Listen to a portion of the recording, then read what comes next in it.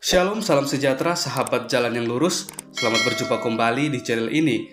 Saya berharap dan selalu berdoa semoga sahabat semua tetap dalam keadaan baik, dalam keadaan sehat, dan pastinya tetap di dalam perlindungan Tuhan. Saya juga mengucapkan banyak terima kasih kepada semua sahabat yang selalu setia untuk meluangkan waktu menonton video-video di channel ini dan juga terus mendukung perkembangan channel ini dengan mengklik tombol subscribe, like, komen, dan juga share kepada teman-teman yang lain supaya teman-teman yang lain juga boleh mendapatkan informasi seputar iman kekristenan. Kiranya Tuhan Yesus memberkati kita semua.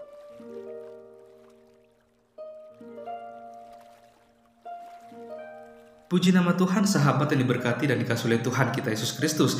Di kesempatan kali ini kita akan kembali lagi melihat serta menyimak suatu debat atau diskusi yang sangat menarik antara para apologet Kristen dan juga bersama dengan Ustadz Suma dan kawan-kawannya. Kita akan melihat bagaimana apologet Kristen akan melontarkan beberapa pertanyaan kepada Ustadz Suma dan kawan-kawannya mengenai iman kekristenan. Mengapa mengenai iman kekristenan? Karena Ustadz Suma bersama kawan-kawannya kerap kali selalu membahas tentang iman kekristenan. Kalau kita melihat, malahan mereka lebih banyak membahas tentang Alkitab, tentang Yesus Kristus, daripada mereka membahas tentang iman dan keyakinan mereka, bahkan juga Alkitab atau kitab suci mereka seperti itu. Maka dari itu kita akan melihat bagaimana keberlangsungan diskusi atau debat tersebut. Kita berharap supaya melalui diskusi ini kita semua boleh dicerdaskan, kita mendapatkan suatu pencerahan dan kita mau melihat kebenaran yang sesungguhnya dibukakan di dalamnya dengan data-data yang valid yang bisa dibuktikan kebenarannya. Oke, sahabat semua, selamat menyaksikan. Tuhan Yesus memberkati. Ya, terima kasih. Selamat malam rekan-rekan yang ada di YouTube maupun yang ada di room. Kami dari pihak Kristen melakukan diskusi lintas agama ya. Yang dalam hal ini malam ini itu adalah Bang Zuma atau Pak Zuma akan menanyakan ketuhanan Yesus dan Pak Kasih Sejati lah yang akan menjawab. Nah, metode diskusi pada malam ini itu adalah opening acara yaitu moderator, ya kan? Terus langsung ke opening statement narasumber 5 menit masing-masing, langsung ke battle 2 jam lepas. Nah, terus langsung ke closing statement tanpa partisipan bertanya. Mungkin seperti itu dulu pemberitahuan. Nah, ini udah ada nih moderator saya nih, Justin. Mohon Mbak host, tolong Justin tuh yang Justin Martir tuh. Tolong resign Pak Justin untuk dibikin co-host sebagai moderator. Ya, Uti Sipana tolong di-co-hostkan. Ya, Brethren Justin. Dan ini Brother Justin mohon dipahami, kita dari pihak Muslim, terutama Zoom MMCI, memberikan kepercayaan, mohon dijaga. Jadi jangan framing. Mute permanen tidak diaktifkan, tapi kalau misalnya kejadian, mulai saling nyuri-nyuri buat ngomong, mute permanen aktif. Terutama kalau yang ada co-host, baik dari Muslim ataupun kekristenan, terpaksa diambil sementara, sampai dialog selesai. Itu gitu deh. Silakan Justin, udah siap? Ya, yang aku kan mau kasih saran, boleh? Satu aja co-host, semua diem. Enggak, lama-lama lagi, udah, enggak usah. Aman, ini kok apa? Kenapa di mute? Enggak mungkin aman. Nanti aja kalau kejadian baru lu komplain. Ya silakan Justin Mastir. Uti Sivana tolong co-hostnya. Ya tuh Justin belum, Mbak. Di resign aja Pak Justin biar tahu. Uti Sivana. Assalamualaikum. udah bobo kali. Lairban, topiknya apa Lairban yang tadi? Menggugat ketuhanan Yesus. Ya, cuma menggugat ketuhanan Yesus. Kita menjawab. Saya baru dengar Muslim menggugat ketuhanan Yesus. Oke. Ya, topiknya dari Brother Erben sendiri soalnya. Yuk silakan, ini hostnya menyusul ya Justin Mastir karena mute permanen juga belum diaktifin kok. Ini terlihat masih kondusif. Ke Pak Justin. Ya, nanti sambil pas perjalanan. Ini aku Ini mulai aku telepon Uti Sivana. Ayo silakan dilanjut pembukaannya. Udah dikasih co-host. Iya, Mbak, makasih, Mbak. Ya, silakan. Yuk, lanjut. Opening moderator untuk mempersilakan kepada kedua narasumber. Aku makan. Oke, baik ya. Selamat malam ya rekan-rekan yang terkasih. Rekan-rekan sebangsa dan setanah air, dan pada kesempatan yang berbahagia ini ya kita bisa bertemu dari teman-teman Muslim dan juga dari Kristen untuk berdialog ya lebih tepatnya lintas iman. Jadi tentunya objektifnya saya pikir kita sudah tahu semua. Kita bukan berdebat kusir atau berpolemik, tetapi ini semua tentu kembali kepada tugas kita sebagai insan Indonesia ya. Kita membantu teman-teman kita yang di YouTube ini untuk memahami seperti apa iman Kristen dan seperti apa iman Islam yang kita sampaikan dalam forum dialog lintas iman ya. Jadi malam hari ini adalah Islam bertanya dan Kristen menjawab, kira seperti itu ya Pak Erben, Pak Zuma ya. Aku dibuat co-host, belum co-host aku. Oke, saya izin untuk mengatur ini place incoming dan outgoing ini saya off-kan dulu, saya tidak mengganggu. Oke, saya sudah masuk ke pengaturan dan aturannya sederhana. Saya belum diberitahu nanti formatnya, timingnya seperti apa, jadi saya mengikuti saja. Saya hanya akan membantu memoderasi supaya objektif dari sesi ini bisa tercapai, yaitu pertanyaan-pertanyaan dari teman Muslim bisa tersampaikan dengan baik kepada teman-teman Kristen. Demikian sebaliknya, jawaban-jawaban dari pihak Kristen juga bisa menjawab dari pertanyaannya teman-teman Muslim, tidak lari dari pertanyaan itu ya, tidak out of topic juga. Kira seperti itu, sederhana saja. Jadi nanti untuk timernya saya mengikuti saja dari teman-teman host yang saat ini ada ya di Muslim untuk mengatur timernya. Tetapi satu aturan yang saya pikir harus kita sepakati, karena ini sesi tanya jawab, jadi tentunya porsi untuk diskusi dan saling menyanggah saya pikir akan dikurangi dan lebih fokus kepada membangun pertanyaan yang baik dan membangun jawaban yang baik. Kita disepakati ya Pak Zuma dan Pak Erben ya. Siap. Baik, kalau seperti itu saya pikir bisa mulai, atau ada mau yang memberi masukan, atau kita mulai saja ini, soalnya ada yang raise hand. Pak pihak host, saya minta izin nih. Atau kita mau mulai saja, atau masih ada yang ingin menyampaikan? Langsung ayo. Oke, siap. Yang raise hand tolong lower hand ya.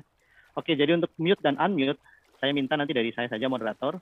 Jadi percayakan sebisa mungkin saya akan menjaga amanah untuk menjadi moderator yang netral, dan tentu orientasinya kepada hasil dari diskusi ini ya, dialog ini. Kira seperti itu.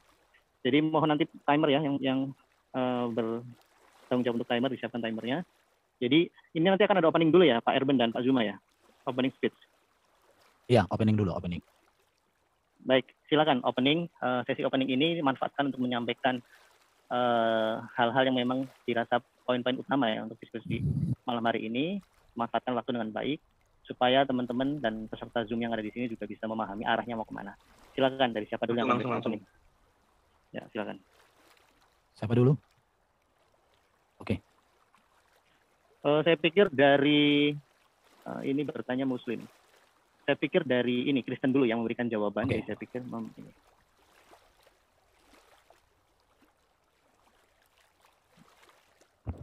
Oke, terima kasih. Selamat malam teman-teman semua, penonton live YouTube dimanapun.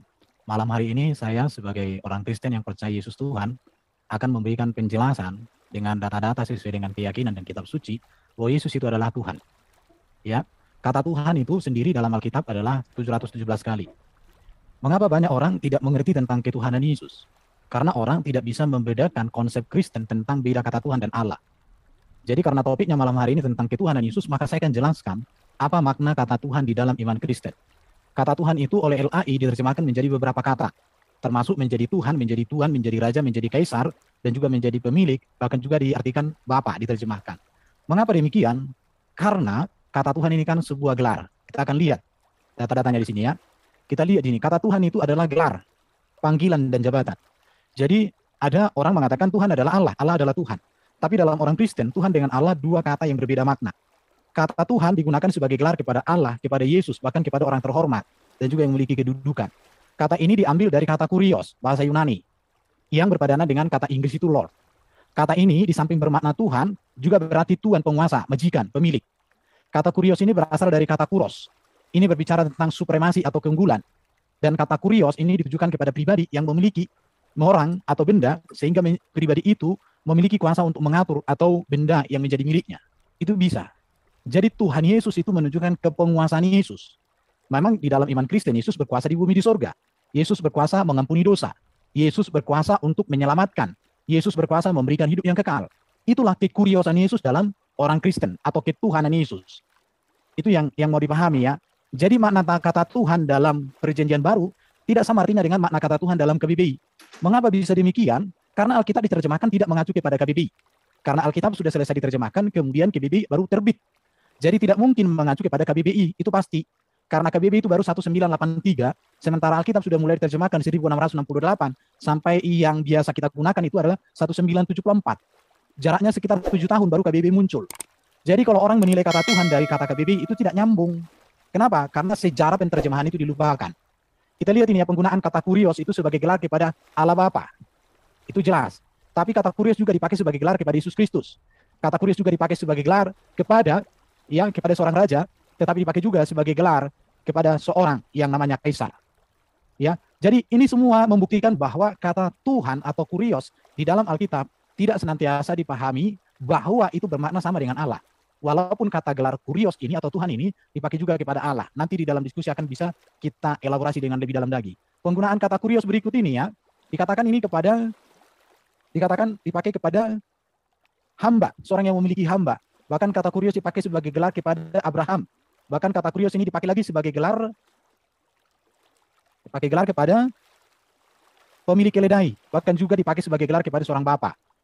Jadi kata kurios yang diartikan, yang digunakan kepada Yesus dalam perjanjian baru itu memiliki latar belakang. Latar belakangnya adalah, ini yang harus dipahami dulu. Kata ini menerjemahkan kata YHWH ya sebagai nama Allah sendiri dalam Alkitab Ibrani. Orang Yahudi menganggap kata ini suci, sehingga kata ini takut untuk diucapkan. Ya, kemudian sebagai gantinya YHWH itu memakai kata Adonai atau Tuhanku. Pada waktu ketika PL diterjemahkan oleh Yahudi ke dalam bahasa Yunani Septuaginta, maka kata YHWH itu diganti Adonai, yang dalam teks Yunani itu Krios. Maka Krios ini bermakna nama Allah sendiri, dan dengan mengikuti tradisi ini maka terjemahan perjanjian lama bahasa Indonesia memakai kata Tuhan dengan huruf besar semua untuk terjemahan Ibrani YHWH itu. Tetapi kita konsennya bukan KPL tapi KPB. Kata kurios dalam makna harafiah menunjuk kepada sebutan penghormatan kepenguasaan kepada sesuatu yang dipertuan. Itu ya. Pada saat Yesus hidup di atas dunia, kata kurios digunakan, orang-orang sejamannya menyapa dia, seyogianya dimengerti sebagai sebutan penghormatan, yaitu Tuhan atau mister dan seterusnya. Ya. Oh, saya dengar moderator belum ada ngomong. Namun ketika Yesus telah dimuliakan, sebutan kurios untuk Yesus itu mempunyai makna sebagai kepenguasaan. Oke, saya jelaskan ya. Jadi kata Tuhan untuk Yesus itu banyak. Malaikat menyebut Yesus Tuhan, Elizabeth, Yesus sendiri mengaku dirinya Tuhan, murid-murid Yesus juga memanggil Yesus Tuhan, orang yang buta juga memanggil Yesus Tuhan, bahkan perempuan Kanaan dan juga orang tua yang sakit ayan anaknya disembuhkan, Zakheus dan banyak lagi, semua para murid juga memanggil Yesus Tuhan. Jadi ketuhanan Yesus menunjukkan kepenguasaan Yesus. Dan kepenguasaan Yesus ini timernya diperlukan nggak nih? Oke. Timernya habis atau udah habis? Sudah lanjut saja dulu. Habis. Timer. Oke, jadi jelas ya, Lanjut. kepenguasaan Yesus itu kepenguasaan yang berkuasa di bumi dan di surga. Itu jelas. Jelas sekali. Atas dasar inilah maka Petrus dan para rasul berkata, jadi seluruh kaum Israel harus tahu dengan pasti bahwa Allah telah membuat Yesus yang kamu salibkan menjadi Tuhan dan Kristus. Jadi ketuhanan Yesus itu berasal dari apa? Kepenguasaan. Kepenguasaannya atas dosa, atas iblis, atas maut, maka dia Tuhan. Bukan dalam pengertian Allah. Ya, Roma pasal 10 ayat 9. Filipi pasal 2 ayat 9 sampai 11, itu jelas sekali. Ini berbicara tentang ketuhanan Yesus. Yesus menjadi Tuhan itu bukan keputusan konsili, tetapi itu adalah sebuah kebenaran yang Yesus adalah Tuhan. Semua orang. Dan Yesus sendiri mengakui. Ini data-datanya saya tunjukkan semuanya. Allah membuat dia, Yesus adalah Tuhan. Bagi kita hanya satu Allah, satu Tuhan itu Yesus. Allah membangkitkan Kristus, membangkitkan Tuhan, jelas. Satu-satunya penguasa Tuhan. Semuanya ada data-datanya di sini. Oke? Ayat ini menjelaskan Yesus adalah Tuhan. Namun ia Tuhan karena Allah membuat Yesus menjadi Tuhan. Dan Allah yang telah membangkitkan dia karena Allah yang satu itu adalah Bapa. Namun Tuhan yang satu itu adalah Yesus Kristus. Itu jelas sekali. Alkitab menggunakan istilah Allah yang dikenakan kepada Bapa yang Maha Esa, satu-satunya Allah yang benar. Sedangkan istilah Tuhan untuk Yesus Kristus yang diangkat Allah. Itu jelas. Jadi sebutan Tuhan untuk Yesus tidak langsung menunjukkan bahwa Yesus itu adalah Bapa. Tidak pula Tuhan di sini berarti Allah, apalagi ilah. Tetapi ini berbicara tentang kepenguasaan. Karena Allah Bapa lah yang membangkitkan Tuhan Yesus. Lagi pula ia membuat Yesus menjadi Tuhan dan juru selamat. Bapa itu sendiri. Bahwa makna gelar Tuhan untuk Yesus tidak berarti Bapa, Allah ataupun ilah, tetapi menunjukkan tentang kepenguasaannya. Oke, jadi orang yang menolak Yesus sebagai Tuhan, maka tidak ada keselamatan baginya. Itu jelas di dalam iman Kristen. Karena siapa yang mengaku dengan mulut, percaya dengan hati, Yesus adalah Tuhan yang dibangkitkan oleh Bapa di surga, dia keselamatan terjadi atas hidupnya. Itu jelas sekali. Ini data-data iman Kristen. Oke, sampai di sini dulu presentasi saya.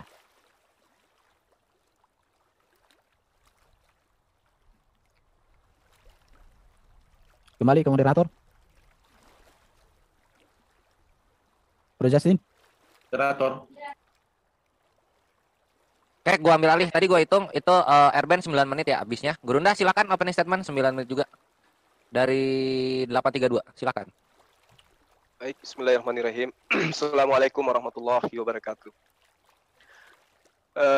Terima kasih atas paparan dari saudara kita dari pihak Kristen ya, bahwa kemudian Yesus itu adalah Tuhan menurut paparan tadi. Sangat disayangkan kemudian Tuhan yang dimaksud dalam bahasa Indonesia yang kita imani saat sekarang, yang kita pahami sekarang ini, Tuhan itu artinya adalah pencipta langit dan bumi. Kalau kemudian Tuhan dalam perspektif yang digambarkan oleh saudara kita yang tadi, berarti nggak ada masalah sejauh Yesus itu dianggap hanya sebagai utusan Tuhan. Tapi kalau dianggap sebagai Tuhan, sebagaimana yang kita lihat faktanya di gereja-gereja, Yesus didudukkan sebagai sembahan, disitulah kekeliruan yang terjadi. Bilangan 23 nomor 19, Tuhan bukanlah manusia atau anak manusia. Jadi apapun konsep Tuhan yang kemudian diuraikan tadi, dia bukan anak manusia dan bukan manusia. Sementara Yesus adalah manusia dan dilahirkan oleh manusia. Berarti Tuhan di sini, dalam arti kata pencipta langit dan bumi, Yesus tidak memiliki ruang di sana. Lalu kemudian, di dalam pengabaran yang dijelaskan di dalam kitabnya teman Kristen, ketika berbicara mengenai konsep Yesus ini adalah Tuhan ataupun bukan. Bahkan di dalam Lukas 19:18 nomor 19, ya, Yesus sendiri menyangkal bahwa dia adalah Tuhan. Yesus berbicara kepada seorang pria yang memanggilnya baik, lalu bertanya kepadanya, "Mengapa kau menyebut saya baik? Tidak ada yang baik kecuali Tuhan sejati." Tuhan saja maksudnya. Artinya kalau kita melihat daripada apa yang diurai oleh saudara Erben, ya, bahwa Yesus itu adalah Tuhan, maka kami sah-sah saja memanggil Yesus itu Tuhan. Tapi sangat disayangkan, hal ini tidak boleh dibiarkan. Dalam arti kata, memaparkan Tuhan dalam arti kata utusan itu nggak bisa dibiarkan. Karena Tuhan menurut rasa bahasa Indonesia adalah pencipta langit dan bumi. Nah, nanti kalau kita mengatakan, oh iya ternyata apa Yesus dipanggil Tuhan dalam arti kata ternyata utusan. Tapi pada prinsipnya, itu hanya dipakai untuk membungkus diri. Di dalamnya adalah penyembahan terhadap Yesus yang justru dianggap sebagai pencipta langit dan bumi yang nusul menjadi manusia. Nah, Yesus sendiri tidak pernah mengajarkan dirinya adalah Tuhan. Di dalam Bible, kitabnya teman Kristen, jelas di dalam Yohanes 14 nomor 28, di situ diterangkan bahwa Bapakku lebih besar daripada aku. Berarti Yesus bukan Tuhan. Mau dia Tuhan, itu baru benar. Atau dia adalah kurios, itu juga baru benar. Tapi kalau Tuhan, sekali lagi, kalau Tuhan, dalam arti kata pencipta langit dan bumi, karena orang Indonesia, siapapun dia ketika berbicara Tuhan, maka yang ada dalam pikirannya adalah pencipta langit dan bumi. Yesus tidak ada di sini. Bapakku lebih besar daripada aku. Yesus bukan Tuhan. Yohanes 10 nomor 29, Bapakku lebih besar dari semuanya. Nah, Yesus tidak bisa menjadi Tuhan jika Tuhan lebih besar dari dia.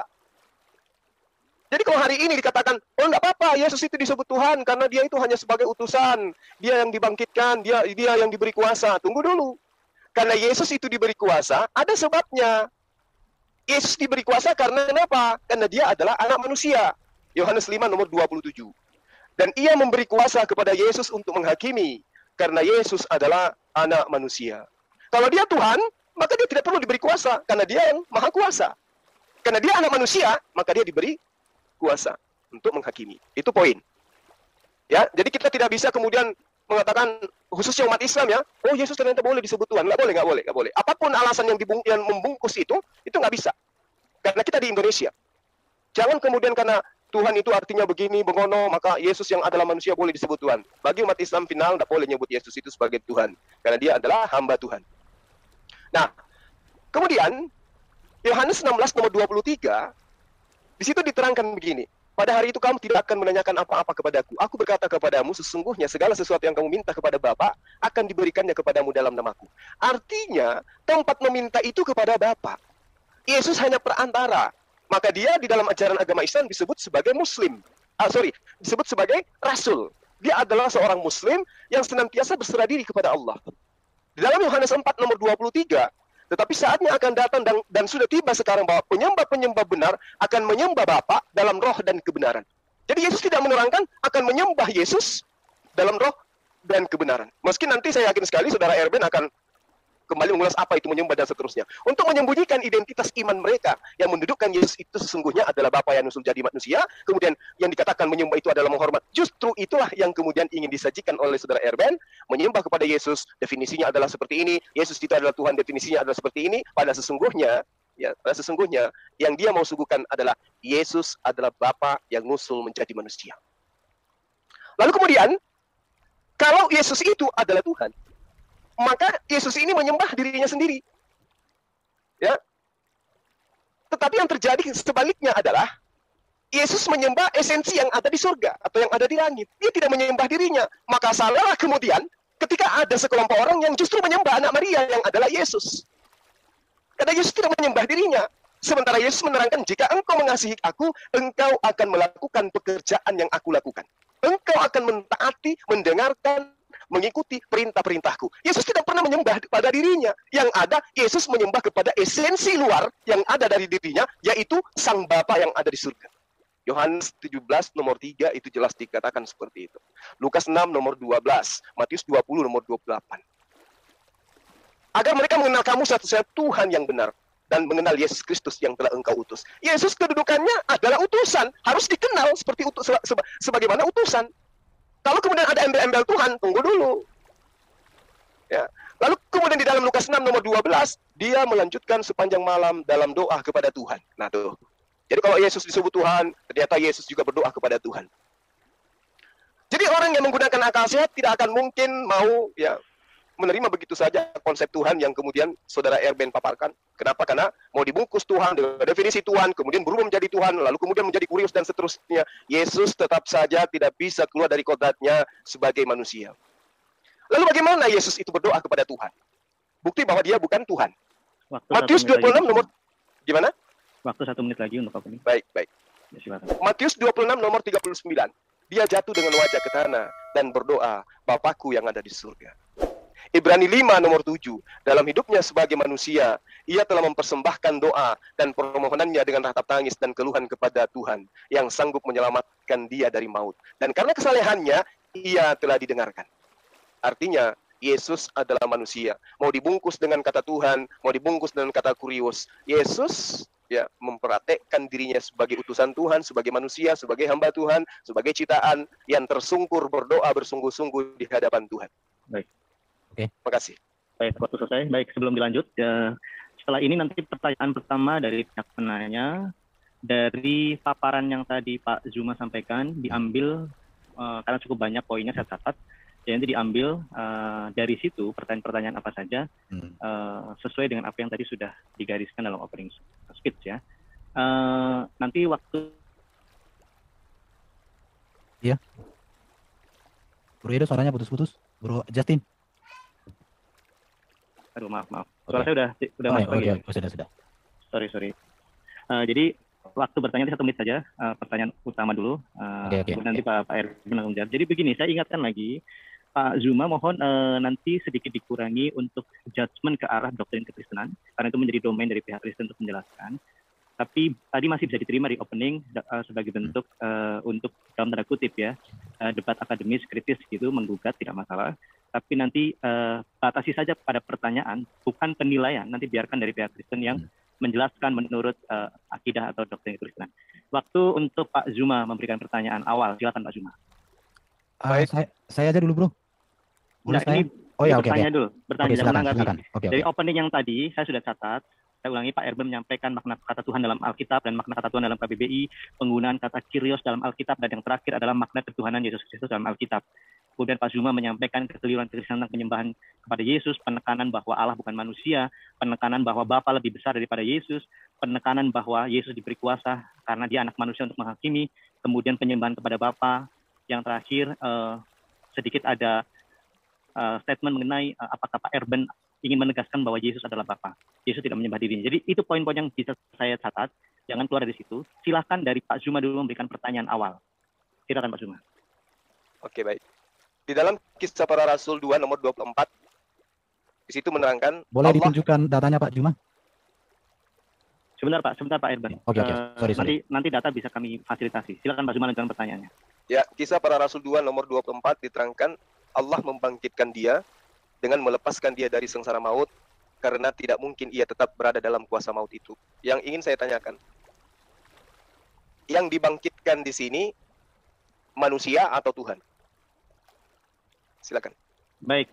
Jadi tadi mohon diulangi Pak Zuma untuk kisah Rasul 2 ayat 24 ya. Siap. Oke, kita sebelum dijawab kita buka datanya dulu. Mungkin saya bisa bantu share ya untuk. Iya, sambil moderator bantu share, ini aku infokan ya teknis. Kita nggak perlu timer ini 8.45, habisnya nanti di 11.45 ikhwah dan juga saudara-saudari kekristenan.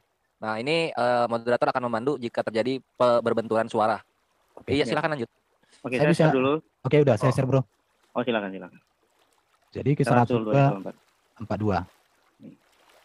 Oke, perhatikan di sini ya. Betul nih, kisah Rasul 2 ini. Kisah Rasul 2 ayat 24 ya. Kisah Rasul 2 ayat 24. Ya.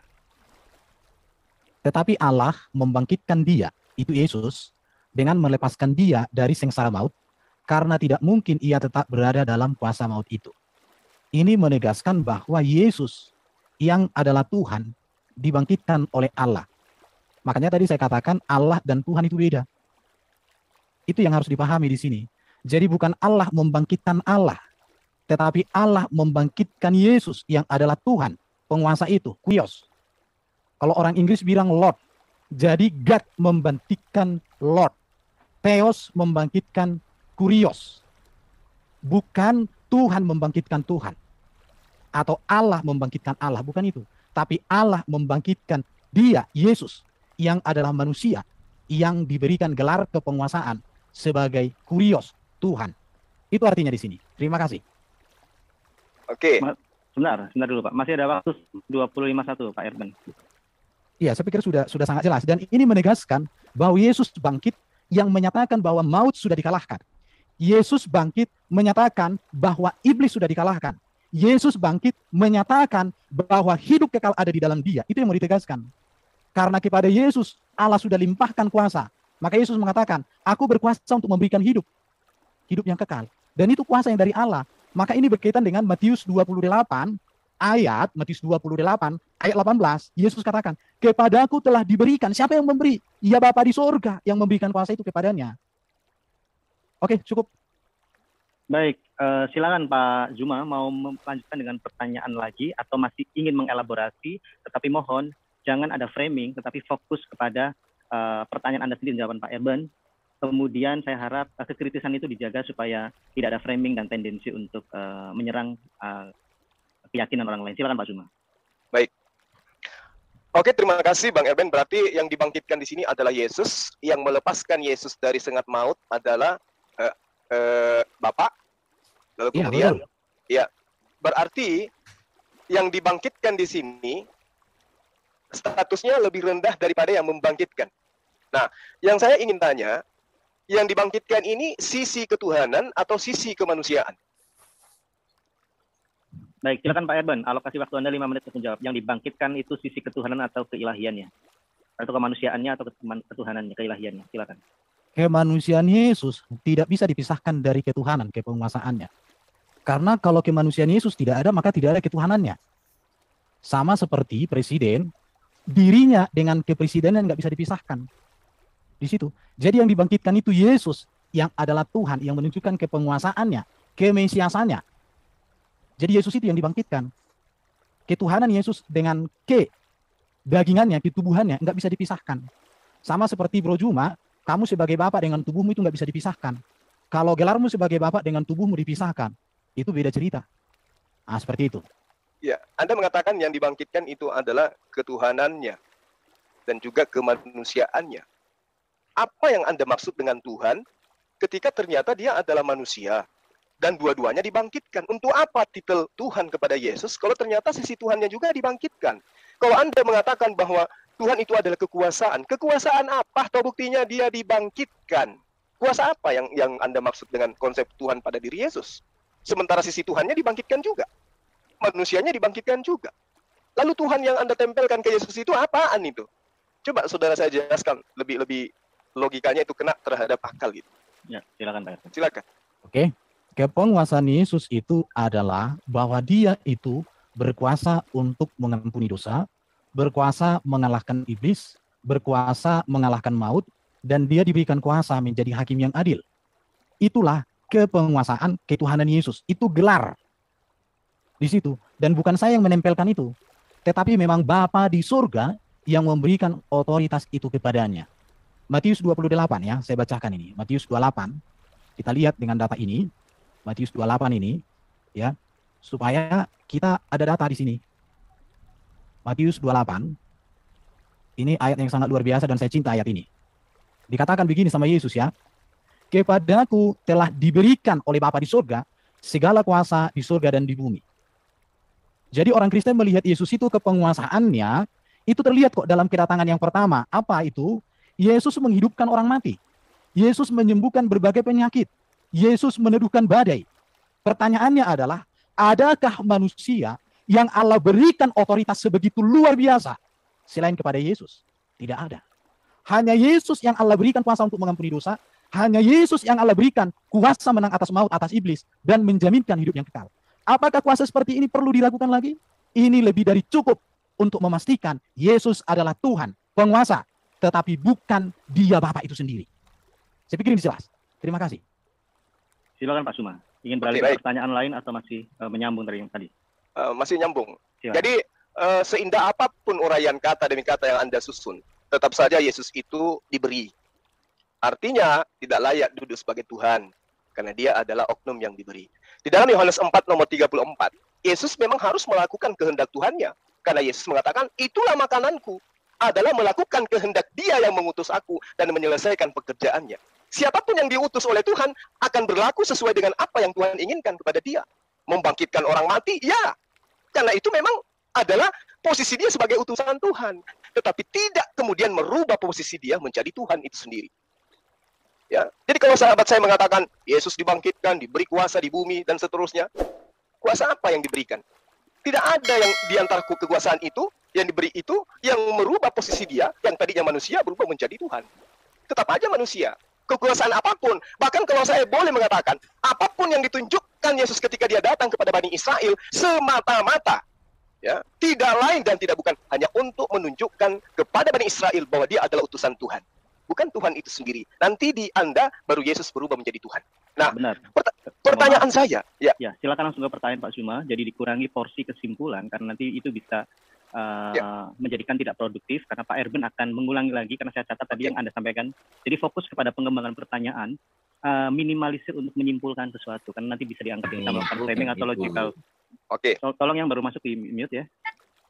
Ya baik, silakan Pak Suma, fokus ke pertanyaan. Silakan. Terima kasih.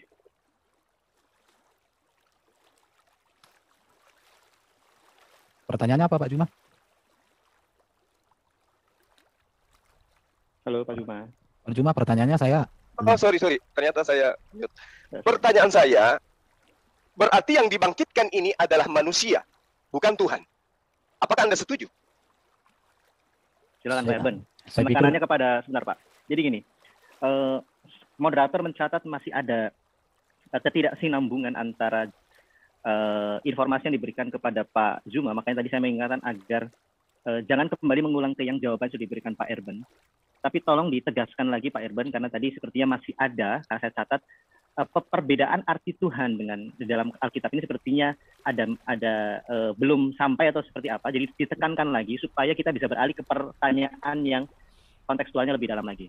Oke, atau gini, begini Bang, supaya tidak berulang, saya sudah ngerti. Coba Saudara Erben, yang mana statusnya lebih tinggi, Yesus yang Anda sebut Tuhan, atau Bapa yang ada di surga yang membangkitkan Yesus? Oke. Ya, baik. Ini sangat baik Pak Erben, mohon dicatat supaya netizen juga bisa beralih ke lebih dalam lagi gitu ya. Jadi pembedaan ini tolong ditekankan terkait antara Yesus dengan Bapa. Karena ini poin yang sangat penting yang moderator catat, silakan. Oke, satu hal yang sangat luar biasa ya. Sekarang saya akan jelaskan. Ini saya kasih contoh ini. Oke, jadi Allah kami itu Esa, dia memiliki firman dan roh di dalam dirinya. Firmannya kekal, rohnya kekal. Firmannya menjadi manusia. Ini tujuan saya bukan membahas tentang Allah ya, tapi tentang Yesus. Saya hanya menunjukkan tentang ketuhanan Yesus. Ya, jadi Yesus itu adalah firman yang menjadi manusia. Allah mengutus firmannya jadi manusia, namanya Yesus Kristus. Allah mengutus firman manusia merupakan ketetapan Allah untuk menggenapi menyempurnakan seluruh karya Allah. Di dalam Yesus firman menjadi manusia, ditetapkan Allah, diberikan Allah kuasa, kemuliaan, kasih karunia, dan kebenaran. di situ. Jadi ini yang harus dipahami. Saya cepatkan di sini. Ini jadi sebab segala firman, jadi Yesus itu firman Allah menjadi manusia untuk menyampaikan firman. Jelas ini data-datanya bahwa Yesus itu melakukan seluruh kehendak Allah dengan sempurna, Bapa di surga. Ya, bahkan Yesus mengatakan di sini jelas sekali, makananku ialah melakukan kehendak Dia mengutus aku dan menyelesaikan pekerjaannya. Aku turun ke dunia untuk melakukan pekerjaannya. Itu jelas. Tapi yang mau saya sampaikan begini, iman Kristen memahami, meyakini bahwa Yesus itu memiliki dua natur. Natur firman itu berasal dari Allah. Natur manusia itu berasal dari rahim Maria. Jadi, kalau berbicara tentang Yesus, dua-duanya ini kami lihat secara bersamaan. Kemanusiaan Yesus dengan keilahian Yesus bisa dibedakan tapi tidak bisa dipisahkan. Jadi, yang mau saya tegaskan di sini, saya tidak masuk ke Quran, ini hanya contoh. Jadi Yesus menjadi manusia karena Yesus memiliki dua natur. Kita lihat ya, bahwa Yesus itu ilahi, ini kelihatan dari sini, datanya ada di sini. Nanti jawabannya dari sini akan dapat. Sebelum Abraham ada, aku telah ada. Itu menunjuk bahwa Yesus adalah firman. Baru dikatakan, kemuliaan yang kumiliki di hadiratmu sebelum dunia ada. Sebelum dunia ada, Yesus sudah ada. Sebagai apa? Sebagai firman. Baru dikatakan lagi di sini, engkau telah mengasihi aku sebelum dunia dijadikan. Jelas. Ya, aku Alfa dan Omega. Yesus mengatakan itu. Baru kemudian, oleh Dia firman Allah menjadi manusia, Allah menjadikan semesta. Jadi, berbicara tentang Yesus, keilahian Yesus itu setara dengan Bapa karena Dia adalah firman yang kekal di dalam diri Allah. Tetapi kemanusiaan Yesus adalah kemanusiaan manusia yang sama seperti kita. Tetapi kemanusiaannya adalah kemanusiaan yang sempurna. Hanya Yesus satu-satunya manusia yang tidak berdosa. Hanya Yesus satu-satunya manusia yang mengalahkan iblis, mengalahkan maut, dan menjamin ke sorga. Jadi kemanusiaan Yesus itu sama seperti kita manusia, hanya Dia tidak berdosa, kudus, sempurna. Dan Dia manusia yang berasal dari firman. Tetapi Dia sebagai firman, esensi Yesus sebagai firman, itu setara dengan Bapa karena firman itu di dalam diri Allah. Firman Allah kekal di dalam diri Allah. Sesuatu yang ada di dalam diri Allah tentu setara dengan Allah. Tetapi firman yang berasal dari apa? Firman daging manusia yang berasal dari Maria, tentu dia adalah ciptaan. Sama dengan natur ciptaan. Tetapi bedanya adalah bahwa pencipta tentu sudah pasti lebih rendah daripada pencipta. Saya pikir sudah terjawab. Tapi saya tunjukkan ini sedikit ini. Sebentar Pak Iban, sebelum terakhir, tadi pertanyaan dari Pak Zuma, saya khawatir belum terjawab semua. Karena tadi kalau saya terjemahkan lurus gitu ya dari kata-kata beliau, statusnya lebih besar teman antara Bapa dengan Yesus Kristus, sedangkan tadi Lai Erben menjelaskannya dari sisi firman-Nya menjadi manusia. Silakan, Lai, ada waktu 1 atau 2 menit untuk menjelaskan itu. Oke, saya jelaskan. Apa artinya Bapa lebih besar? Saya tunjukkan data-datanya ya. Mudah-mudahan kelihatan. Oke. Ya, Bapa lebih besar, Bapa yang memberikan mereka kepada aku lebih besar daripada aku. Bapa lebih besar, ada 2 ayat. Oke ya, saya tunjukkan. Pernyataan ini merupakan kalimat langsung Yesus untuk menjelaskan hubungan dirinya dengan Bapaknya. Kalimat ini bukan dalam bentuk perumpamaan atau bentuk puisi. Oleh sebab itu, makna pernyataan itu harus diterima secara utuh, bulat, apa adanya. Di situ ya. Jadi, memang hal ini menjadi perdebatan di kalangan gereja sampai hari ini. Bahkan hal ini topik, khusus orang muslim ya. Saksi Jehovah juga banyak salah memahami. Tapi sekarang saya jelaskan. Sebelum Yesus datang ke dunia, Ia ada sebagai firman di dalam diri Allah. Itu jelas. Pada mulanya adalah firman, firman bersama-sama dengan Allah, firman itu adalah Allah. Ia pada mulanya bersama-sama dengan Allah, firman itu menjadi manusia, diam di antara kita. Jadi kita melihat di sini, ya Bapa, aku mau supaya dimanapun aku berada, mereka berada. Sebab Engkau telah mengasihi aku sebelum dunia ada. Jadi Yesus ada di dalam diri daripada Bapa. Bapa lebih besar dari Yesus, artinya Yesus datang dan keluar dari Bapa. Yesus diutus oleh Bapa, betul, firman. Jadi Yohanes 8:42, jikalau Allah adalah Bapamu, kamu akan mengasihi aku, sebab aku keluar dan datang dari Allah. Aku datang bukan atas kehendak sendiri, melainkan Dia yang mengutus aku. Nanti saya simpulkan ya, saya masih menunjukkan data-data. Allah mengutus anaknya ke dalam dunia, telah mengaruniakan anaknya yang tunggal. Dikatakan Yohanes 3:16-17. Jadi Bapa lebih besar daripada Yesus itu apa? Kita lihat ya. Yesus melakukan segala sesuatu atas kehendak Bapa untuk kemuliaan daripada Bapa di surga. Itu jelas. Yohanes 4, makananku ialah melakukan kehendak Dia, pekerjaan apa yang dikerjakan Bapa itu yang akan dikerjakan, dikatakan oleh Yesus. Sebab aku telah turun dari surga untuk melakukan kehendakku, untuk melakukan kehendak Dia yang telah mengutus aku. Baru dikatakan ini data-data semua. Dari sini nanti kita bisa menarik satu kesimpulan. Ya, jadi otoritas atau kuasa yang dimiliki Yesus itu dari Bapa. Itu artinya di situ. Maka dikatakan Bapa lebih besar. Satu, Dia datang dan keluar dari Bapa. Yang keluar dari Bapa tentu itu bisa dikatakan lebih kecil dari Bapa. Makanya Bapa lebih besar. Tetapi yang kedua, otoritas atau kuasa yang dimiliki Yesus itu adalah dari Bapa. Ya, menyerahkan penghakiman seluruhnya kepada anak. Ini segala pekerjaan yang diserahkan Bapa kepada aku jelas. Ini semua data-datanya. Engkau telah memberikan mereka kepadaku. Kepadaku telah diberikan segala kuasa di surga dan di bumi. Baik. Jadi yang memberi kuasa dengan yang menerima kuasa, konteks itulah maka Yesus mengatakan Bapa lebih besar. Dan Yesus tidak pernah mengatakan Dia adalah Bapa itu sendiri. Dan saya juga tidak pernah mengatakan bahwa Yesus adalah Bapa itu sendiri. Baik, Karena baik, itu, Pak Iban. oke, jelas. Sebentar ya. Sedikit lagi Pak, waktunya supaya efektif. Silakan. Oke. Sudah cukup, selesai. Baik, saya pikir jangan dihabiskan dulu karena saya pikir nanti akan bisa saja kembali ke situ dan jadi elaborasi. Kita beri kesempatan Pak Zuma, tadi jawabannya sudah, saya pikir yang saya salah sudah cukup jelas Pak terkait status Bapak dan Yesus lebih besar mana. Silakan Pak Zuma. Oke, jadi kita sepakat bahwa Bapak lebih besar daripada Yesus. Jadi kesetaraan di situ nggak muncul. Karena ada yang lebih besar, ada yang lebih kecil. Lalu kemudian di dalam Ulangan 33 nomor 26 memang tidak ada yang setara dengan Bapak. Nah, kembali kepada pernyataan saudara yang mengatakan bahwa Yesus Sebentar itu Pak Zuma, sebentar Pak, sebelum dilanjutkan. Mohon jangan ada kesimpulan yang belum dikonfirmasikan kepada penjelasan. Karena dalam catatan saya tadi Pak Erben menjawab sudah membahas mengenai kesetaraannya. Jadi mungkin beralih lagi ke pertanyaan lain atau jangan memberikan kesimpulan di situ dulu supaya nanti tidak mentah lagi dan bingung lagi. Silakan Pak Zuma. Saya hanya mengatakan dalilnya Ulangan 33 nomor 26 tidak ada yang setara dengan Tuhan. Ya, silakan nanti pertanyaan. Tinggal saudara Erben yang mau melilit silakan aja. Nah, Anda mengatakan Yesus ada dua natur. Yesus itu adalah firman yang nusul menjadi manusia. Pertanyaan saya, apakah ketika Yesus dibangkitkan, firman juga dibangkitkan? Silakan. Silakan Pak Erben. Oke. Jadi yang dibangkitkan itu adalah Yesus yang manusia. Makanya gini, memahami sebuah kronologi peristiwa tidak bisa sesederhana itu. Perhatikan ya, Allah Esa memiliki firman. Firman menjadi manusia. Manusia Yesus mengalami kematian. Maka manusia Yesus ini dibangkitkan. Ingat, hakikat Yesus sebagai firman itu kekal. Tetapi hakikat Yesus sebagai manusia pernah mengalami mati. Yang dibangkitkan itu adalah kemanusiaan sang firman. Itulah yang dibangkitkan. Itu pemahaman Kristen. Jadi tidak dipisahkan antara keilahiannya, keberadaannya sebagai firman dengan kemanusiaannya. Tetapi kalimat orang Kristen adalah kemanusiaan sang firman yang menjadi manusia ini dibangkitkan oleh Bapa di surga. Bahkan setelah Yesus dibangkitkan, dia masih menampakkan diri 40 hari, mengajar, masih melakukan banyak karya. Kemudian dia naik ke surga, menyediakan tempat bagi kita. Jadi ini menunjukkan bahwa Bapa membangkitkan sang firman yang menjadi manusia. Itu kalimatnya. Karena orang Kristen tidak diajar untuk memecah-mecah pribadi Yesus ini, tidak. Karena keberadaannya sebagai firman dengan keberadaannya sebagai manusia, satu di dalam pribadi Yesus itu. Bisa dibedakan, tidak bisa dipisahkan. Saya pikir ini jawaban saya. Silakan Pak Zuma. Berarti yang dibangkitkan lain atau masih dielaborasi? Berarti yang dibangkitkan firman juga yang dibangkitkan. Yesus dibangkitkan, firman dibangkitkan. Kalau Anda mengatakan firman tidak dibangkitkan, lalu firmannya kemana?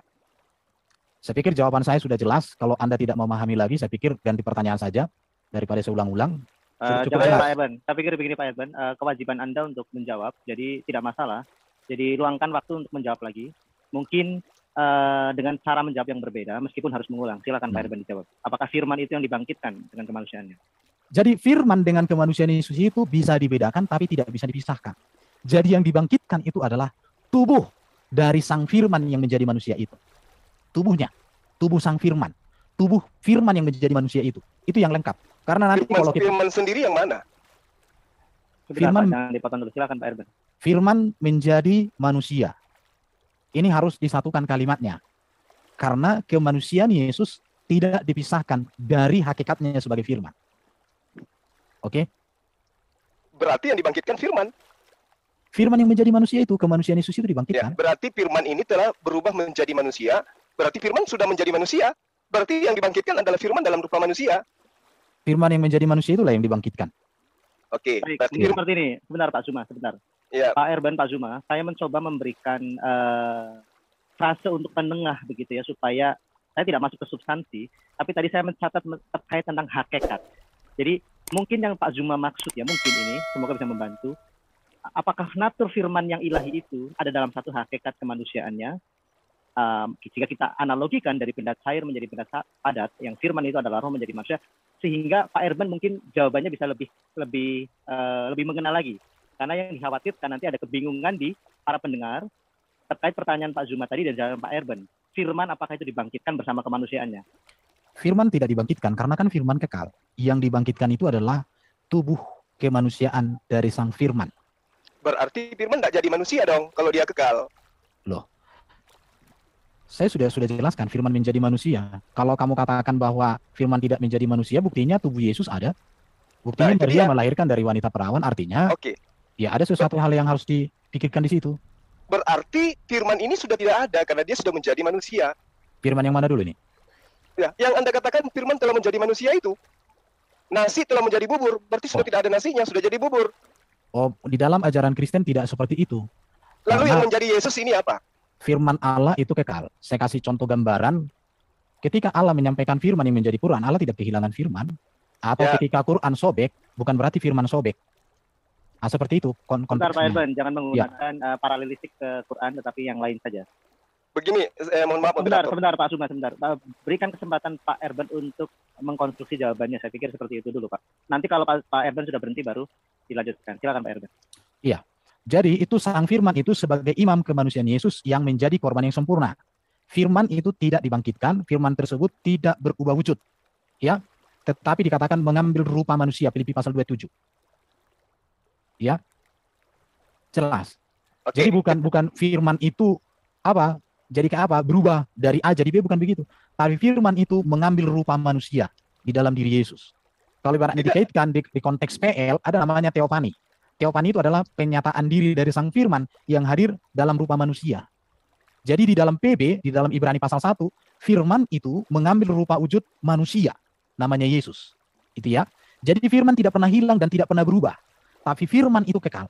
Tetapi firman yang mengambil rupa manusia itu, itulah yang mengalami kematian, rupa manusianya, dan inilah yang dibangkitkan oleh Allah, oleh Bapa itu. Saya belum paham, Saudara Eben. Anda mengatakan firman tidak berubah, tapi Ya. data di kitab Anda mengatakan firman itu telah menjadi manusia. Iya. Firman Maksudnya menjadi yang berubah manusia. menjadi mengambil- manusia ini firman atau memang betul-betul manusia? Filipi pasal 2 ayat 7 dikatakan, firman itu mengambil rupa manusia. Ya. Mengambil rupa manusia berarti Yesus ini diambil rupanya gitu. Lalu diapakan? Dijadikan menjadi firman atau dijadikan menjadi manusia, atau memang manusia Yesus ini manusia yang dibangkitkan manusia? Kan datanya firman telah menjadi manusia. Wujud firman itu sendiri seperti apa menurut Saudara Erben? Firman itu kan kalau bahasa Yunaninya kan itu logos, tapi kan kita tidak berbicara ke sana, kita berbicara konteksnya kan ketuhanan Yesus sebenarnya. Jadi Sebentar, nanti Pak Erben, sebentar ya. Pak Erben. Saya pikir sangat berkorelasi, jadi Oh ya, oke. disampaikan saja, tetapi Oke. nanti moderator mencoba untuk memberikan waktu supaya beralih ke pertanyaan lain. Jadi tadi dari Pak Zuma, poinnya saya pikir sangat bagus.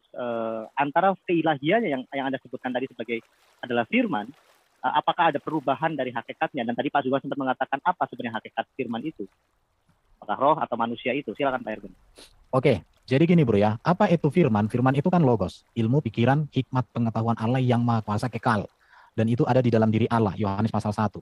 Jadi firman menjadi manusia ini personalisasi konkret dari yang abstrak, menjadi realita konkret. Jadi firman yang tak bisa dilihat oleh mata, mengambil rupa manusia, sehingga bisa kita lihat, bisa kita teladani, bisa kita rasakan. Dan ini yang disebut dengan pewahyuan atau penyingkapan. Allah mewahyukan dirinya melalui firman-Nya yang hadir di dunia ini menjadi manusia. Maka bagi orang Kristen, Yesus itu dia adalah firman yang menyatakan diri sebagai manusia, mengajarkan firman, meneladankan firman, dan menggenapi seluruh firman Allah di dalam kitab Perjanjian Lama. Jadi di sini kita melihat yang transenden itu menjadi dapat dilihat dalam imanensinya. Oke? Jadi ini dari yang transenden yang tak kelihatan, maka bisa jadi terlihat dan ini bisa diimani. Apa bahasannya ini ya? Iman ini itu artinya hadir di tengah-tengah manusia, hadir di tengah-tengah ciptaan. Jadi sang firman itu bukan jauh lagi, bukan di dalam diri Allah tok lagi dia, tetapi dia hadir di dunia ini untuk menyatakan kehendak Allah. Maka dikatakan oleh Bapa di surga kan, dikatakan begini, inilah anak yang kukasihi, kepadanya lah aku berkenan. Artinya Allah yang tak terhingga, yang tak terlihat itu, menyatakan seluruh karyanya dan kehendaknya melalui kehadiran sang firman yang transenden menjadi imanen itu, hadir di tengah-tengah manusia ciptaan, firman yang tak terbatas oleh ruang dan waktu, sekarang hadir di tengah-tengah dunia. Tetapi firman itu tetap ada di dalam diri Allah, tidak bisa dikonkretkan di mana-mana. Itu ya bro ya. Baik, Pak Suma, saya pikir jawaban dari Pak Erben sudah sangat jelas. Terkait tadi ya, saya catat kata-kata dari Pak Erben bahwa yang transenden itu dapat dilihat dalam imanensinya. Imanensi tadi saya catat hadir di tengah-tengah ciptaannya, kira seperti itu. Dan Pak Erben tadi menyebutkan ini adalah yang disebut dengan pewahyuan di dalam pemahaman beliau dalam iman Kristen. Pak Zuma ingin beralih ke pertanyaan lain atau masih ingin menekankan masalah firman dan Yesus Kristus ini, Pak? Silakan. Ya, karena saya belum dapat poin jelasnya, Bang. Jadi gini, tadi dia katakan bahwa firman itu adalah ide, gagasan yang ada pada diri Tuhan. Kemudian nuzul, menjadi manusia. Yang tadinya tidak nampak menjadi nampak. Berarti yang nampak ini adalah firman dalam wujud manusia. Ketika dia dibangkitkan, maka yang dibangkitkan adalah firman. Lalu kemudian saudara Edwin tidak mengakui itu. Jadi yang mana firman yang sebenarnya ini? Firman telah menjadi manusia, kemudian manusia ini dibunuh, dibangkitkan. Berarti yang mengalami semua itu adalah firman. Lalu kenapa kemudian saudara masih mengatakan bahwa firman itu ada pada diri Tuhan, sementara sudah menjadi manusia? Lalu apa yang menjadi manusia kalau bukan firman? Silakan. Jadi firman itu kan tidak terbatas oleh ruang dan waktu, karena dia ada di dalam diri Allah yang Maha Kuasa. Itu jelas. Firman itu tetap ada di dalam Bapa, tetapi ini tidak bisa dikonkretkan di mana-mana itu ya. Kalau yang jelas bagi otak, itu artinya bukan misteri ilahi, tapi misteri manusia. Jadi kalau Bro Juma tidak bisa memahami yang saya jelaskan, ya memang ini misteri ilahi yang hanya bisa dipahami oleh orang yang sudah merasakan kasih ilahi itu. Tetapi ini memang misteri manusia. Ya berarti kalau Bro nggak memahami, menurut saya Bro sedang bermisteri. Itu di situ ya. Jadi keimanan itu ada ruang rasional, akal, tetapi ada ruang juga misteri ilahi. Bahasa Islamnya kayaknya ini nakli nih. Ya, kira-kira begitu. Jadi saya mau katakan begini Bro, keimanan itu ada ruang rasional, akal, tetapi ada ruang misteri ilahi. Jadi inilah kemisterian Allah di dalam iman Kristen, bahwa Allah yang esa, yang kekal memiliki firman. Karena bagi orang Kristen kalau Allah nggak memiliki firman itu patung, benda mati. Kalau Allah tidak memiliki roh itu nggak layak disembah, itu dicampakkan itu kemperan sana kalau di Kristen. Jadi Allah yang transenden itu menyatakan kehadirannya melalui firman, ya, melalui firmannya yang mengambil rupa manusia. Jadi misteri ilahi itu dapat dipahami dalam batasan tertentu. Jadi gini, kita bisa mengenal Allah sejauh mana Allah menyatakan dirinya, sejauh mana Allah mewahyukan dirinya. Lebih dari itu kita tidak bisa. Ini sudah ranah iman. Tetapi kekristenan memahami bahwa Yesus itu adalah firman yang dinyatakan hadir mengambil rupa manusia, yang transenden menjadi imanen, yang tak kelihatan menjadi terlihat di dalam diri Yesus untuk mengajarkan, meneladani, memberikan hidup yang kekal. Jadi ini berbicara tentang Allah menyingkapkan dirinya. Sejauh itulah Allah menyingkapkan dirinya di dalam Alkitab. Dan hanya di dalam ajaran Kristen, di dalam ajaran Alkitab lah, Allah sendiri menyingkapkan dirinya. Tidak lagi dia berbicara melalui malaikat, tidak lagi dia berbicara melalui para nabi, tidak lagi dia berbicara melalui ini dan itu. Tetapi dia berbicara secara langsung melalui sang firman-Nya yang mengambil rupa manusia. Ya, saya kasih contoh Bro ya, di dalam klien itu kan firman jadi buku bisa Bro. Dalam iman Kristen firman menjadi manusia. Kalau firman jadi buku, apakah Allah jadi kehilangan firman? Kan tidak juga Bro. Allah kan memiliki firman. Apakah ketika firman Allah diturunkan, dicatat dalam Quran, Allah jadi kehilangan firman? Kan enggak juga. Baik Pak Irban, saya pikir hindari Nah, paralelistik ke arah Quran. Saya pikir jangan. Tapi terima kasih atas poinnya sudah cukup jelas. Silakan Pak Zuma. Tadi Pak Irban sudah menjelaskan bahwa inilah keimanan, ada ruang rasionalitas dan ruang misteri ilahi yang dalam bahasa Kristen disebut pewahyuan, tadi pengungkapan diri, pengungkapan Allah gitu ya dalam batasan tertentu. Firman menjadi manusia. Silakan Pak Zuma, mau masih berkutat di masalah firman menjadi manusia atau kembali ke yang tadi masalah ketuhanan Yesus? Silakan Pak Zuma. Ya, jadi di dalam Yeremia 10 nomor 7 diterangkan, seorang pun tiada yang sama sebagaimu, yang tidak ada yang sebagaimu. Kemudian Yesaya 46 nomor 9, aku ini Allah, tiada Allah yang lain atau sesuatu yang setara dengan aku. Nah, tadi saudara menerangkan tentang Yesus adalah firman yang mengambil rupa manusia. Tapi ujung-ujungnya ketika ditanya tentang firman, Anda mengatakan firman tidak dibangkitkan, tapi ternyata firmannya sudah menjadi manusia dan firman itu adalah Yesus. Ternyata ketika Anda mengatakan Tuhan tidak lagi datang memperkenalkan dirinya melalui malaikat, melalui ini, melalui itu, tetapi memperkenalkan diri langsung menjadi manusia. Nah, ketika dia menjadi manusia, dialah Tuhan Anda itu sendiri yang tidak dapat berbuat apa-apa dari dirinya sendiri. Jadi kalau Anda mengatakan ada dimensi di mana manusia tidak akan mampu menalar tentang Tuhan, justru Anda yang menyiksa diri dengan konsep itu. Kenapa? Yesus mengajarkan dirinya manusia, dia tidak bisa berbuat apa-apa dari dirinya sendiri, dan dia adalah penerima firman dan penyampai firman. Nah, sehingga saya hanya ingin bertanya kepada Anda, kalau Yesus itu adalah firman, lalu kemudian Anda katakan mengambil rupa manusia, ketika Gabriel datang menyampaikan firman kepada Maria, ibunya Yesus, sebelum Yesus dihamilkan, dilahirkan menjadi manusia, pertanyaan saya, firman diantar oleh Gabriel, Tuhan mau agar engkau hamil. Apakah di situ ada Yesus? Silakan. Saya mau cross check dulu Bro Juma, di mana firman diantar oleh malaikat Jibril? Berikan data dong, jangan framing dong. Saya kira sahabat saya ini sudah menguasai hal firman. Anda mengatakan firman itu ada ide, betul? Gagasan, kehendak. pertanyaan saya sama Bro Juma, di mana malaikat Jibril mengantarkan firman kepada Maria. Jangan sebentar Pak Herben, jangan Pak. Oke. Stop. Jadi gini ya. Tadi Anda mengatakan firman itu kehendak. Sebentar Pak Juma, jangan tadi dulu, sebentar begini ya. Jadi jangan memancing sehingga Pak Herben pun akan nanti mempertanyakan tentang akidah Islam. Jadi fokus ini saja saatnya saya bertanya tentang akidah Anda gitu loh. Ya, makanya begini Pak Juma, coba Anda ulangi lagi pertanyaannya. Saya tadi juga belum terlalu clear, silakan Pak. Poinnya ke arah mana? Oke. Firman menurut saudara Erben kehendak, gagasan, dan keinginan Tuhan. Yang dibawa oleh Gabriel kepada Maria adalah kehendak Tuhan. Apa itu? Tuhan mau agar Maria hamil. Pertanyaan saya, apakah ketika Gabriel menyampaikan keinginan Tuhan kepada Maria, apakah Yesus sudah ada di situ? Oke, saya jawab. Sudah Pak. Silakan Pak Herben, tadi pertanyaannya seperti itu. Anda seperti apa mau menjelaskan? Ya, silakan. Tidak ada Gabriel mengantarkan firman jadi manusia, karena Gabriel itu tugasnya menyampaikan berita bahwa Maria akan hamil.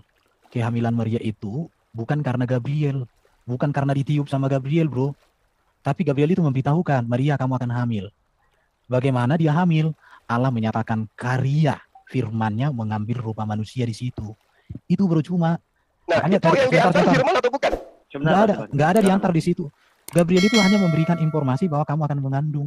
Bukan dikatakan di situ, Maria ini firman, ku masukkan ke dalam rahimmu. Allah suruh aku, nggak kayak gitu. Nah, artinya firman itu bukan makhluk. Ya kan? Sebentar, firman itu kehendak kan? Gini, ketika Anda melakukan interupsi terlalu cepat, itu nanti bisa menjadi bukan pertanyaan, tapi semacam interrogation question. Jadi, hindari itu. Biarkan lawan di sana Anda mengkonstruksi jawabannya, karena tidak mudah mengkonstruksi satu jawaban. Silakan Pak Herben. Iya, kalau kita kembalikan ke bro juga, Isa di Quran itu kan terjadi juga karya Allah dan karya kalamnya juga, bro. Jangan ke situ lah. Iya, memang betul. Itu karya Allah, betul. Iya, bukan Allah sendiri. Sekarang di dalam Kristen jelas bahwa Gabriel itu memberitahukan bahwa Maria akan hamil, bukan mengantarkan firman ke dalam rahimnya atau ditiupkan. Itu yang mau saya katakan. Boleh saya sanggah? Iya. Saya pikir begini, Pak Zuma dan Pak Herben, kita beralih ke yang lain karena tadi kan premis yang ingin diuji masalah proses ya, ketika Allah mewahyukan pada Gabriel atau Jibril itu kepada Maryam dan kelahiran Yesus itu, saya pikir justru ada kesamaan kalau yang saya catat tadi ya dari Anda berdua saling menyetujui. Saya pikir beralih ke yang lain, Pak Zuma, silakan. Apa yang ingin dibahas lagi terkait ketuhanan Yesus Kristus supaya lebih kaya akan informasi? Pertanyaan mungkin beralih yang lain, Pak Zuma. Ini sudah pertanyaan lain ini, Bang. Tadi kan dikatakan bahwa Yesus itu adalah firman yang menjadi manusia. Firman ini diambil dari Yohanes 1 nomor 1. Bahwa firman itu adalah Allah. Kita buktikan. Apakah betul Yesus ini adalah Allah yang menjadi manusia atau firman yang menjadi manusia? Atau benar-benar janin saripati yang ada dalam tubuh Maria yang menjadi manusia?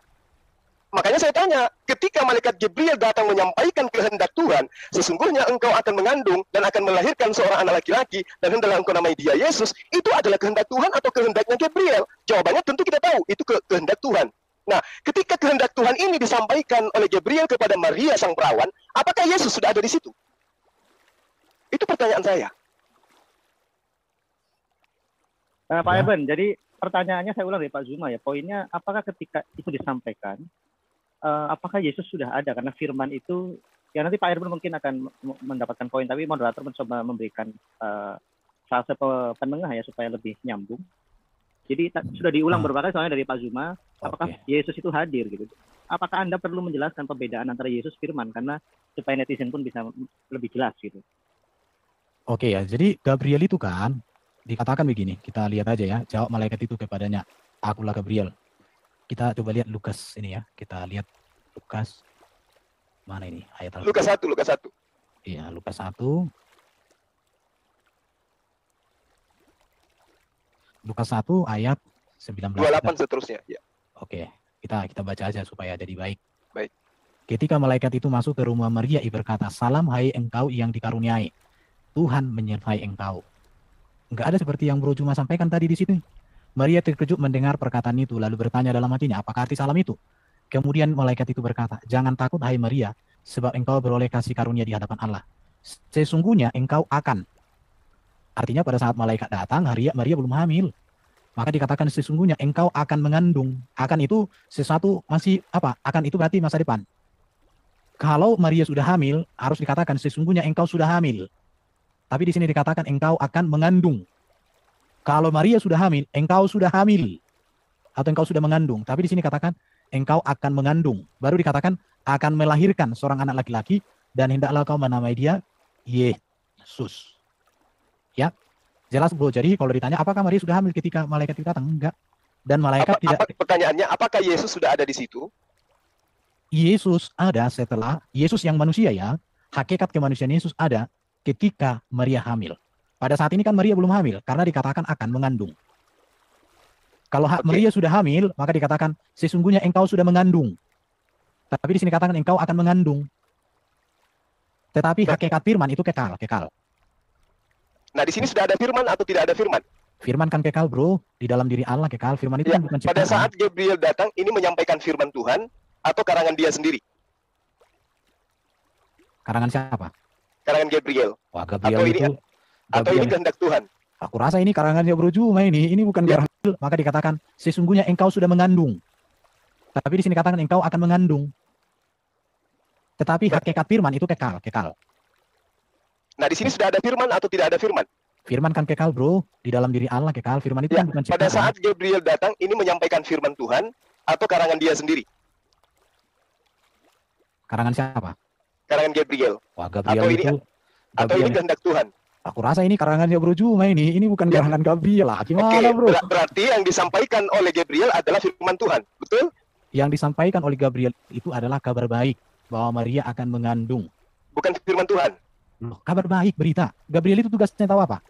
Menyampaikan kabar baik, menyampaikan Jadi berita. bukan firman Tuhan yang disampaikan oleh Gabriel. Firman Tuhan dalam pengertian itu perkataan Allah, rema. Oke. Nah, apakah Saya pikir sudah jelas, ya. Pak Zuma. Oke. Saya pikir sudah jelas, Pak Erben. Saya khawatir kita tidak beralih ke hal yang lebih esensi, yaitu tentang ketuhanan Yesus, Pak Zuma. Atau Anda ingin tetap berada pada hal ini, kalau memang Anda anggap ini penting? Artinya gini, Bang.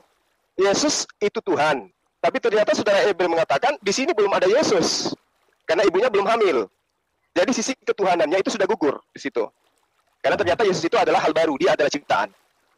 Sebentar, Pak Jumat, dalam catatan saya, tadi ketika melihat Anda berdua ini tektok begitu, yang saya catat, baik pertanyaan dan jawaban Pak Erben tadi sebenarnya sudah ada statement dari beliau bahwa keilahiannya itu kekal, berada dalam diri Allah, dan kemanusiaannya itu dari yang tadi ayat ditunjukkan itu akan mengandung, kalau saya mencoba terjemahkan membantu Anda berdua, itu artinya akan dilahirkan, akan mengandung dan akan dilahirkan, kira seperti itu, kemanusiaannya. Tetapi kalau jika Pak Zuma tadi masih berkutat di situ, Pak Erben, saya khawatir dari Pak Zuma nanti ada pengertian bahwa firman itu bernama Yesus mungkin atau seperti apa ya kira supaya kita juga yang di sini tidak berkutat terus di poin ini. Mohon diselesaikan. Jadi iman Kristen itu begini, Bro Cuma ya. Keilahian Yesus yang adalah firman tidak berawal. Itu ada di dalam diri Allah kekal. Tetapi kemanusiaan Yesus itu berawal ketika dikandung dan dilahirkan di dalam rahim Maria. Itu data Alkitab. Oke, di sini permasalahannya, makanya tema ini Anda angkat sebagai ketuhanan Yesus, inilah tema intinya sebenarnya. Ketika Anda mengatakan sisi keilahian Yesus, bagaimana mungkin kemudian Anda mengatakan sisi keilahian Yesus, sementara Yesus adalah manusia? Bagaimana mungkin manusia punya sisi keilahian? Yang ilahi tetap ilahi, Yesus tetap manusia, nggak bisa berubah. Coba kita lihat dalam Kolose 1 nomor 15. Ia adalah gambar Tuhan yang tidak kelihatan, yang sulung, lebih utama dari segala yang diciptakan. Kalau itu dilarikan kepada Yesus, Yesus tetap hanya ciptaan. Apakah sang Bapa ini ciptaan? Apakah Bapa ini punya sisi kemanusiaan? Coba Anda uraikan. Punya enggak pencipta langit dan bumi ini sisi kemanusiaan? Oke.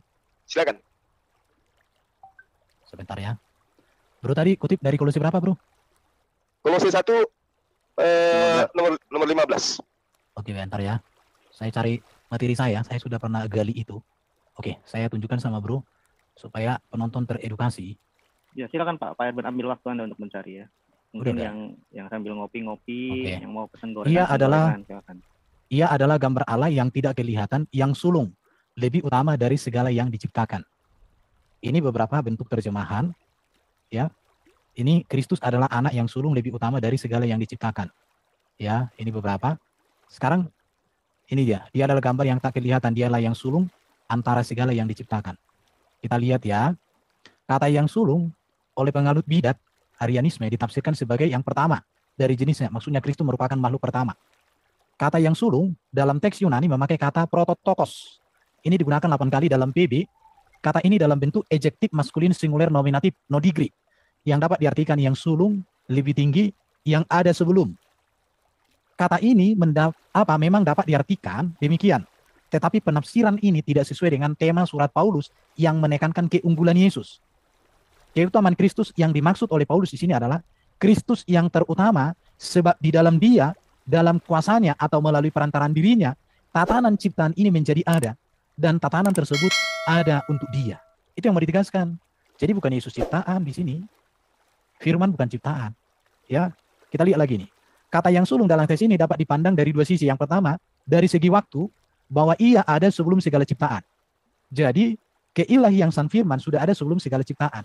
Dari segi kedudukan, bahwa ia diperanakan atau dilahirkan lebih dari segala ciptaan. Diperanakan atau dilahirkan di sini tidak menyatakan bahwa Yesus adalah ciptaan, tetapi menunjukkan bahwa Yesus berasal dari Allah.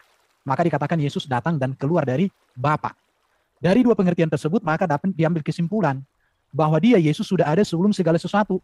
Dan dia adalah yang utama dari semua ciptaan. Itu artinya di situ, Yesus disebut sebagai yang sulung, tidak menunjuk kepada kelahiran Yesus secara badani, melainkan kepada hubungan Yesus dengan Allah sebagai firman yang kekal di dalam diri Allah. Ini dikiaskan sebagai anak tunggal Allah yang kekal. Dengan memperhatikan arti kata prototopos, yaitu yang sulung yang lebih tinggi, yang ada sebelum, maka kata yang sulung dapat diartikan ia yang ada sebelum segala ciptaan. Ia yang lebih tinggi dari segala ciptaan. Itu berarti bahwa Allah menciptakan segala sesuatu oleh firman yang telah ada sejak permulaan. Bahwa firman itu ada sejak permulaan. Oke? Itu sudah saya bahas ketika saya menjawab saksi-saksi Yehova. Ada 3 ayat yang sering diputi saksi Yehova. 3-tiganya saya sudah jawab. Saya jelaskan. Oke? Ya. Oke. Silakan. Ya, jadi jelas ya bahwa kalau Anda kemudian mengatakan Yesus itu adalah firman. Tadi kita sudah melihat yang dibangkitkan ternyata bukan firman. Yang datang kepada Maria melalui perantaraan kehendak Tuhan melalui Gabriel, itu juga Yesus tidak ada di situ. Nah, lalu dalam kitab Anda sendiri jelas dikatakan bahwa Yesus itu adalah permulaan ciptaan.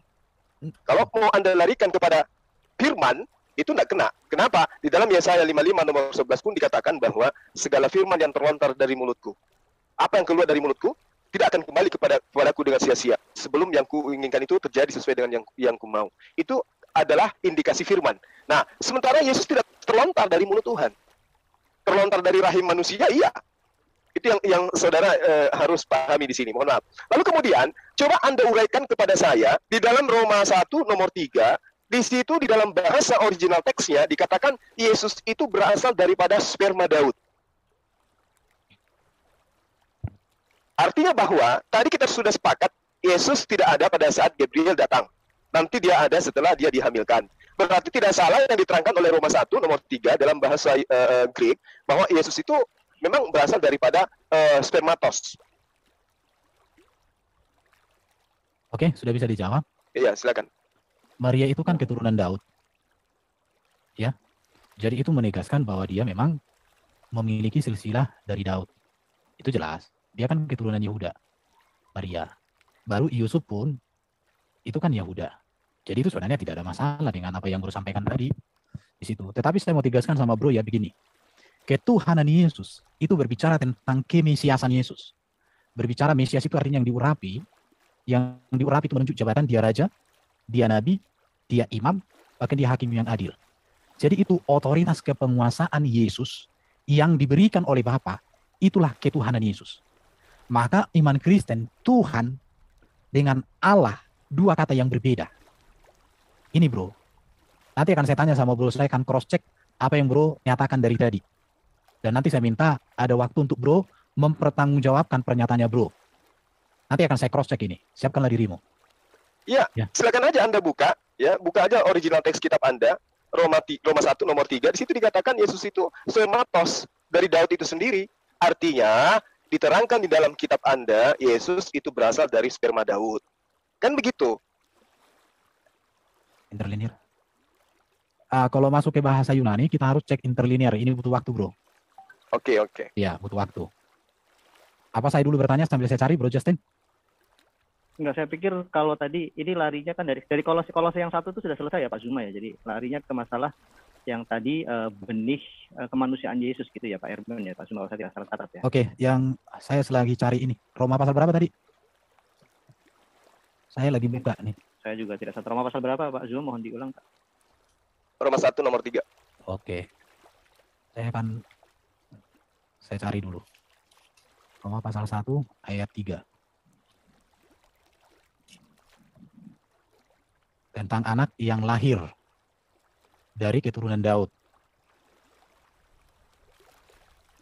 Genomenos. Di sini sperma mana? Oh, keturunan. Spermatos ya. Kita lihat di interlinear, kata spermatos itu diterjemahkan di sini keturunan. Ya, jadi bukan berbicara sperma seperti itu yang keluar, bukan itu, tapi keturunan. Saya cek dulu. Iya. S168. Saya cek interlinearnya. Ya, kita namanya belajar ini, Bro, belajar. Supaya jangan asal bunyi. Kalau asal bunyi kan kacau kita ini. 168. Oke, sperma. Itu bisa artinya benih, bisa keturunan, atau diartikan juga orang yang tersisa, atau bisa juga sifat. Itu kalau di interlinear Yunani Indonesia. Bisa dilihat itu di kamus interlinear Yunani Indonesia halaman 714. Jadi bukan sperma dalam pengertian kayak itu yang keluar dari barang itu, bukan begitu. Itu tentang benih ya. Artinya Berarti bahwa Yesus berasal dari benih ya. ya di situ. Ya kalau kita melihat secara biologisnya, ya tentu betul bahwa Yesus itu kan manusia yang lahir dari silsilah keturunan Daud. Konteks itu, Bro. Ya, dari benih Baik. Daud.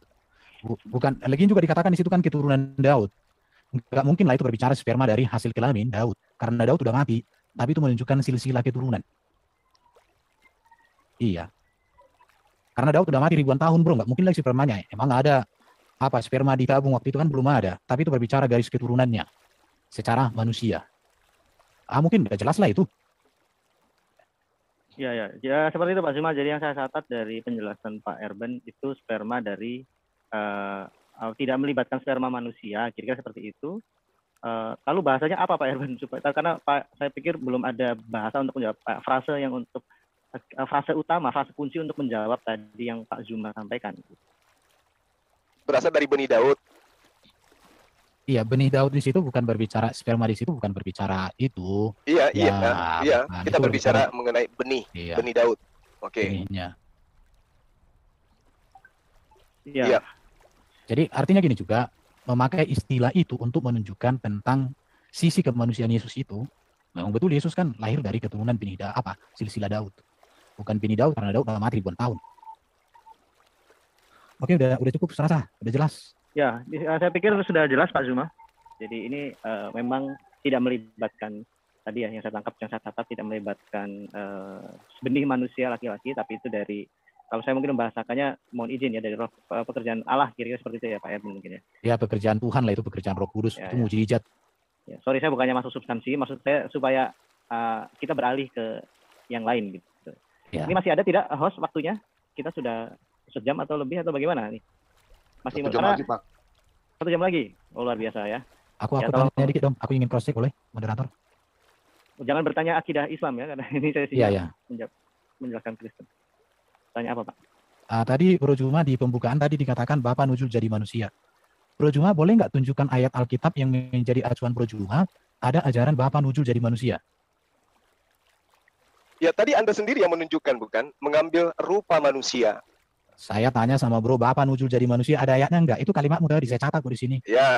Baru tadi ada lagi pencipta nujul jadi manusia. Ada nggak ayat ini di Alkitab? Pencipta nuzul jadi manusia. Iya. Ya, saya hanya membangun ya apa yang kemudian saudara utarakan. Bahwa yang namanya Tuhan pasti pencipta. Tapi ternyata kemudian ada yang turun dari surga menjadi manusia. Yang turun dari surga kan pemahaman Kristen itu adalah Tuhan. Yang saya tanya samamu itu ayatnya mana acuanmu berbicara. Jadi gini Bro. Sebentar Pak. Saya pikir begini, kalau yang saya catat, saya tadi sedang menyimak Pak Erben lagi membahas yang mana. Saya pikir itu yang di opening speech Pak Zuma, yang di pembukaan Anda, saya juga catatan saya juga ada. Tapi gini saja Pak Erben, jadikan itu sebuah pertanyaan dan silakan Anda menjawab saja. Jadi jangan ditanyakan balik. Oke, ada beberapa. Saya catat ini beberapa ada opening statementnya Bro Juma, kekeliruan Kristen tentang penyembahan kepada Yesus. Saya sudah pernah menjelaskan Bro, bahwa dalam konteks orang Yahudi pun raja disembah. Jadi penyembahan itu maknanya tidak hanya semata kepada sang pencipta Allah di surga, enggak. Tetapi konteks dan makna penyembahan kepada raja bukanlah konteks sama penyembahan kepada Allah. Bahkan Daud menyembah, dikatakan di situ. Istrinya Daud menyembah Daud. Apakah itu berbicara tentang Allah? Tidak. Jadi di sini pemahaman kita tentang kata menyembah itu yang harus lebih dimantapkan. Jangan hanya menyembah, kita pikir aneh-aneh aja gitu. Baru di Bilangan 23:19, baru tadi katakan Allah bukan manusia. Tidak ada di dalam ajaran Kristen mengatakan bahwa manusia Allah. Gak ada. Justru ayat ini kami telan bulat-bulat. Yesus yang manusia itu adalah firman-Nya Allah yang inkarnasi, yang mengambil rupa manusia. Baru tadi kalau Bapa lebih besar daripada Yesus, saya sudah jelaskan. Sudah jelas ya. Bapa lebih besar dari persembahannya, saya sudah jelaskan tadi. Baru kalau ini Yesus diberi kuasa, itu jelas. Makanya kami orang Kristen percaya bahwa Yesus juru selamat satu-satunya. Karena hanya kepada Yesuslah diberikan kuasa untuk mengampuni dosa, kuasa menjadi hakim, kuasa untuk menang atas iblis, atas dosa, atas maut. Itu jelas. Tidak ada orang Kristen yang menentang hal itu. Gitu ya. Baru dikatakan orang Kristen itu harus meminta kepada Allah. Memang kami meminta berdoa kepada Allah. Melalui perantaraan Yesus tidak masalah. Iya.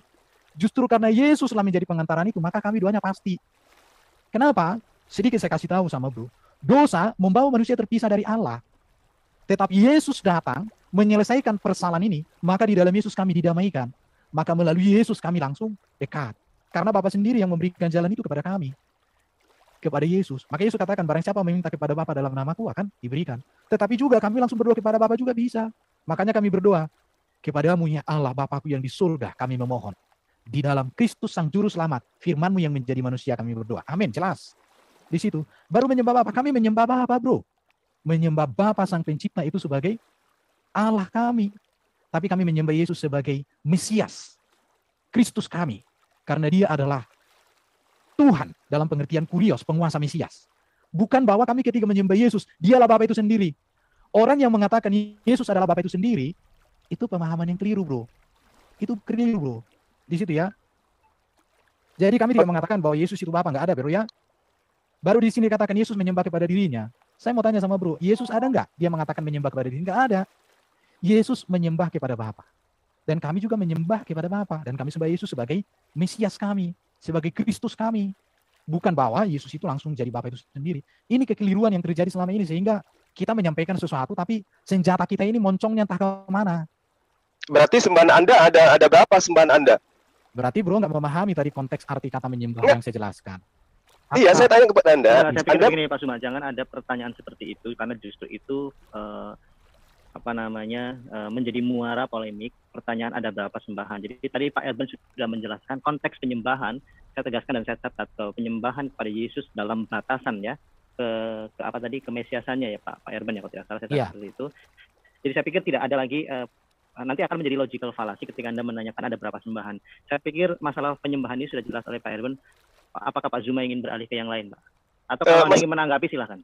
Masalahnya gini, Bang. Di dalam 2 Raja-Raja 17:36, Yesaya 66:23, ya, Tuhan yang benar itu memang mengajarkan menyembah hanya kepada dirinya. Nah, sekarang Anda juga menyembah kepada Yesus, menyembah juga kepada Bapa. Enggak, Pak sorry saya potong Pak. Saya ulangi lagi. Pak Erben sudah menegaskan penyembahan kepada Yesus. Tadi Pak Erben saya catat dalam batasan kemesiasannya. Dan penyembahan kepada Bapa, ya kalau saya mencoba untuk menjembatani tentu kepada apa Pak Erwin, fase yang Anda ingin sampaikan. Supaya tidak ke pertanyaan itu lagi. Sebentar sebelum ke, sorry moderator dikit sama narasumber. Ini Akhi Zainal Arifin mungkin fotonya bisa diganti dulu sejenak. Karena aku mendapat beberapa komplain. Ada yang tersakiti. Ayo kita tunjukkan akhlakul karimah. Dan juga untuk moderator, jangan jangan sopan-sopan banget. Ayo supaya seru malamnya. Harus kebenaran itu. Langsung aja TikTok. Enggak, bukan jadi ya, gini. Terima kasih, thank you. Kalau ya makasih Pak Koes. Jadi gini, kalau sorry Pak Erben, jadi kita tidak berpolemik. Jadi memang kalau sedikit membosankan bagi Anda yang menyukai polemik di luar sana ya silahkan. Tetapi ketika saya diminta moderator, tentu saya bilang ke Pak Erben, tetap objektifnya adalah kita membantu orang teman-teman di luar sana mempunyai literasi lintas iman yang baik. Silakan Pak Erben. Oke. Ya, ini aku sebentar, aku ini lagi. Ini ke moderator bukan ke narasumber. Karena begini, kalau misalnya apa yang ditanyakan itu mewakili apa yang ada di viewer juga gitu. Ini belum dapat banget gitu loh. Karena biasanya baik dari Kekristenan maupun Islam, fokusnya kepada pertanyaan Pak Zuma, Pak. Jadi jangan dicampur adukan dengan netizen. Jadi netizen bisa belajar dari pertanyaan Pak Zuma dan bisa mengambil informasi dari apa yang Pak Zuma dan Pak Erben. Itu dia, pertanyaannya udah jelas banget, cuma jawabannya harus jelas juga gitu loh. Jangan Kadang mengkritisi, kurang mohon. memuaskan. Saya pikir Jadi stop, biarin Pak, aja atau ditanya sampai akhiri. tajam gitu Kalau loh. kita Oke, kita akhiri aja, begini. kita akhiri ya. Nggak Jadi apa-apa. gini, Akhiri stop aja. ya. Jangan Ya begini, udah tuh. begini. Pak Kores, ini kan Oh. kita investasi ke depan untuk hal-hal yang baik gitu ya.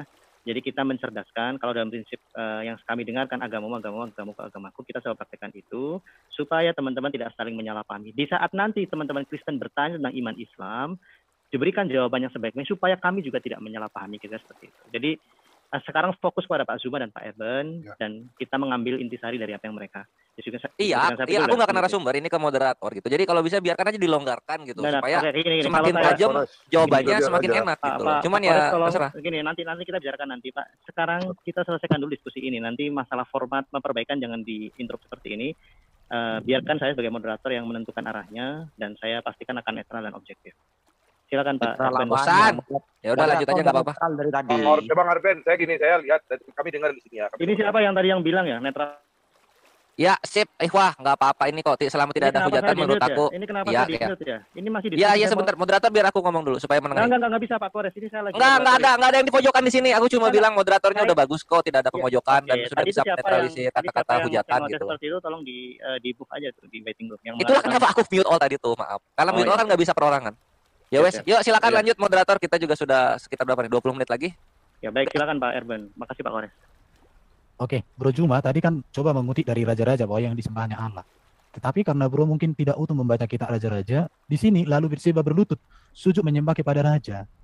Apakah raja di sini adalah Allah? Tidak. Masuklah ia menghadap raja lalu sujud menyembah kepadanya? Tidak. Jadi di sini kita harus menempatkan kata pada konteks. Kalau kata itu dilepaskan dari konteks, itu berbeda. Sama seperti bisa. Bisa itu bisa racun. Bisa itu bisa dapat melakukan. Gila. Gila itu bisa orang gila. Tapi gila itu juga artinya hebat. Wih, Messi malam hari ini mainnya gila. Gila di situ artinya hebat banget, cetak gol 3. Jadi di sini kita harus memiliki kemampuan menganalisa kata dengan konteks. Bukan memperkosa kata, melepas dari konteks. Itu kalau penyembahan itu. Tidak ada orang Kristen Tritunggal yang sejati ketika menyembah Yesus, bahwa Yesuslah Bapa itu sendiri. Yesuslah Allah Bapa Sang Pencipta itu. Enggak ada. Saya pikir udah jelas. Saya akan tunjukkan ini. Menurut saya perlu saya kasih tahu sama Bro Cuma. Ya, jadi gini Saudara Erben, saya paham itu ya, tentang penyembahan-penyembahan seperti data yang Anda kasih, saya ngerti. Di dalam 1 Samuel 25-23 juga di situ ada diterangkan bagaimana kemudian orang-orang ketika Abigail melihat Daud juga sujud menyembah ke tanah di hadapan Daud. Apakah kemudian Daud itu Tuhan? Tidak. Tapi permasalahannya di sini tentang Yesus. Kita sejam Anda mengurai ke sana kemari. Itu untuk apa? Untuk meyakinkan bahwa Yesus itu adalah Tuhan. Berbeda dengan satu raja-raja, dua raja-raja yang Anda tunjukkan. Memang mereka dihormati sebagai raja, tapi Yesus beda. Coba Anda lihat ketika Anda tanya kepada saya, mana pernyataan Tuhan Bapa nusul menjadi manusia? Loh, bukannya dikatakan bahwa pada mulanya adalah firman itu bersama-sama dengan Allah dan firman itu adalah Allah. Lalu kemudian ketika Allah ini diterangkan lagi di data nomor 14-nya, Allah itu telah menjadi manusia. Allah jadi manusia nggak ada ayatnya, Bro. Kok kayak gitu cara bacanya? Sekarang begini kawan, apakah firman itu sama dengan Allah? Oke, saya jelaskan samamu ya. Tunggu. Apakah firman itu sama dengan Allah? Saya jelaskan samamu. Oke Pak Zuma, saya catat Oke. Pak. Firman, Nanti- Firman itu sama dengan Allah dan firman Benar. itu menjadi manusia. Berarti Allah itu menjadi manusia. Oke, saya jelaskan begini, ya. Pak Oke, Zuma, silakan. saya catat pertanyaannya, jangan disimpulkan. Silakan Pak Erben.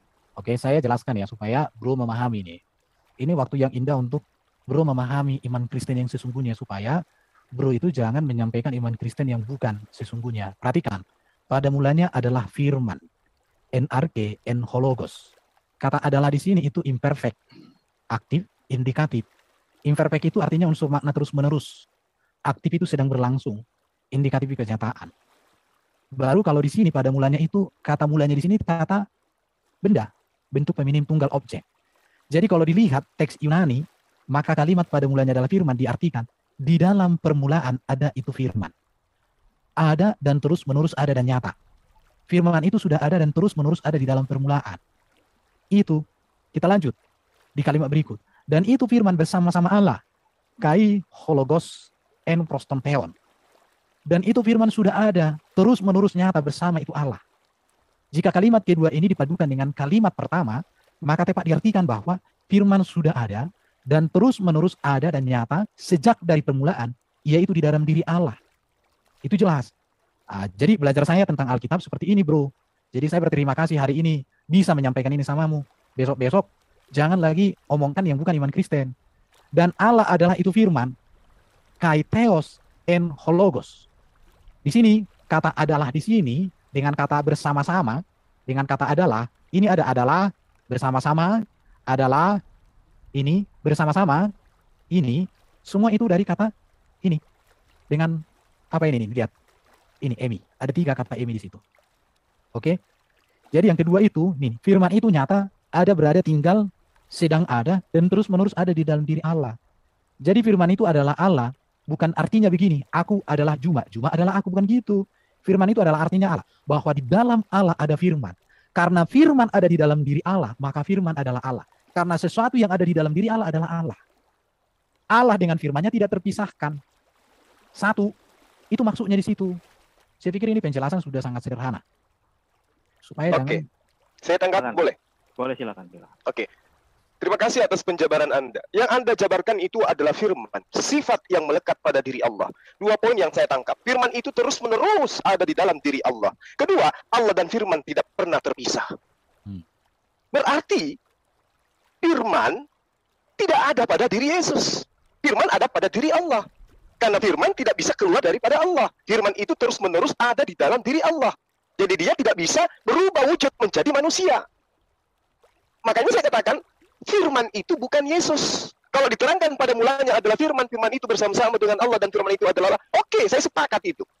Tapi berbicara mengenai Yesus yang manusia, bukan firman yang unyu-unyu berubah menjadi manusia. Karena menurut Anda, firman itu terus-menerus ada di dalam diri Allah. Allah dan firman tidak pernah terpisah. Tapi kalau Anda kemudian mengatakan, firman menjadi manusia, ya, firman itu telah menjadi manusia, berarti firman sudah berpisah dengan Allah. Karena Allah tidak ada sisi kemanusiaan pada dirinya. Sementara Anda menerangkan firman itu terus-menerus ada di dalam diri Allah. Ternyata firman itu keluar dari dirinya dan berada di dalam diri manusia bernama Yesus. Apakah itu benar? Oke ya, berarti bro belum nangkap yang saya jelaskan. Saya bahasanya sangat sederhana. Yang tadi yang saya jelaskan itu kan tentang posisi firman di dalam diri Allah. Sekarang saya masuk ke ayat 14. Firman itu yang ada di dalam diri Allah itu menjadi manusia, mengambil rupa manusia melalui kelahiran dari rahim perawan Maria. Saya kasih gambaran tadi sama bro, ketika Allahnya bro menyampaikan firman melalui Jibril, ditulis dalam kitab Quran, maka Quran itu dipandang sebagai firman Allah. Apakah Allah bro kehilangan firman? Kan tidak juga bro. Itu hanya sebuah paralelisme aja sih, supaya agak bisa berpikir. Saudara Erwin, sebentar. Moderator. Sebentar, Pak. Ya, boleh lah. Yang penting paralelismenya jangan terlalu berlebihan. Tapi nanti silakan diklarifikasi oleh Pak. Perhatikan ya. Oke. Jadi firman itu, firman yang tidak terlihat, mengambil rupa manusia supaya terlihat melalui perantaraan rahim perawan Maria. Jadi yang transenden menjadi imanen. Nah, itu tadi bahasanya sudah jelas sebenarnya tadi. Dari awal ini kembali ke belakang-belakang. Jadi yang saya jelaskan tadi itu ayat 1 sampai dengan ayat 2. Tapi saya tidak selesaikan di ayat 14. Kenapa? Karena pertanyaannya ayat 1 sampai 2.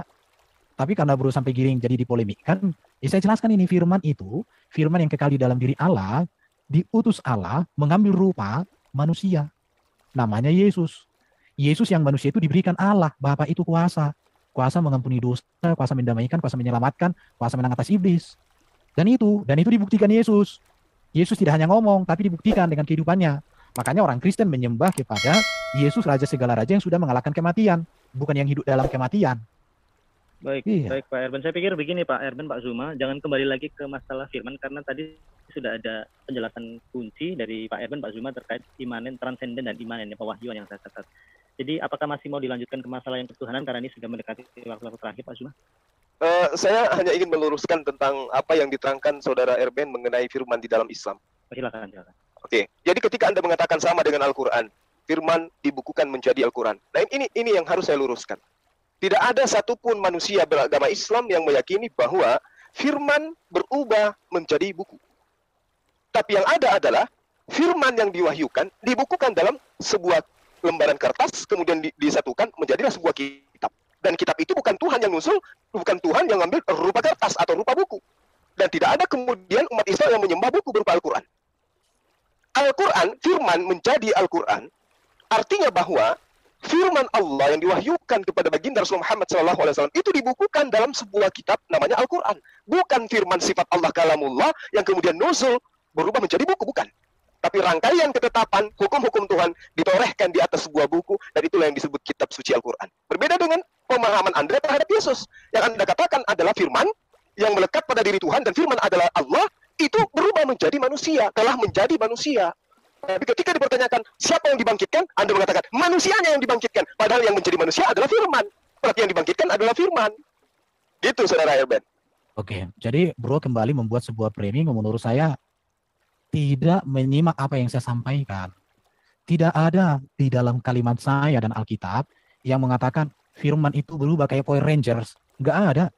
Firman menjadi manusia, berubah. Iya, bukan berubah berubah di situ. Apakah menjadi manusia? Saya sudah jelaskan tadi, itu artinya mengambil rupa.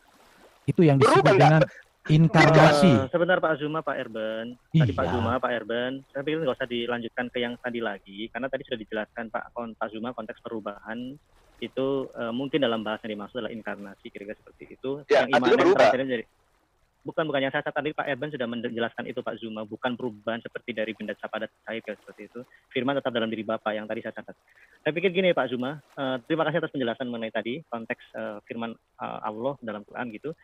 Apakah ada pertanyaan lain Pak? Karena waktunya sudah semakin singkat. Kalau tidak kita langsung ke closing statement supaya tidak terlalu panjang juga sesi ini. Iya, artinya gini Bang, mau sampai kapanpun intinya Saudara Erben akan tetap saja tidak mampu membuktikan bahwa jangan ada kata-kata itu. Oke. Jadi gini Pak Zuma, saya pikir Pak Forest mau izin kita untuk langsung closing statement. Silakan diawali dari Pak Zuma dulu, nanti Enggak, Erben, salah kasih sejati duluan. Tadi yang duluan siapa ya? Saya duluan. Oh iya, berarti dibalik sekarang yang duluan adalah Pak Zuma, diakhiri oleh Pak. Enggak. Kasih sejati duluan. Kok kau yang ngeras, Kores? Nah, ini closing statement harus netral ya. Nanti saya akan tegur. Netral dong, Kores.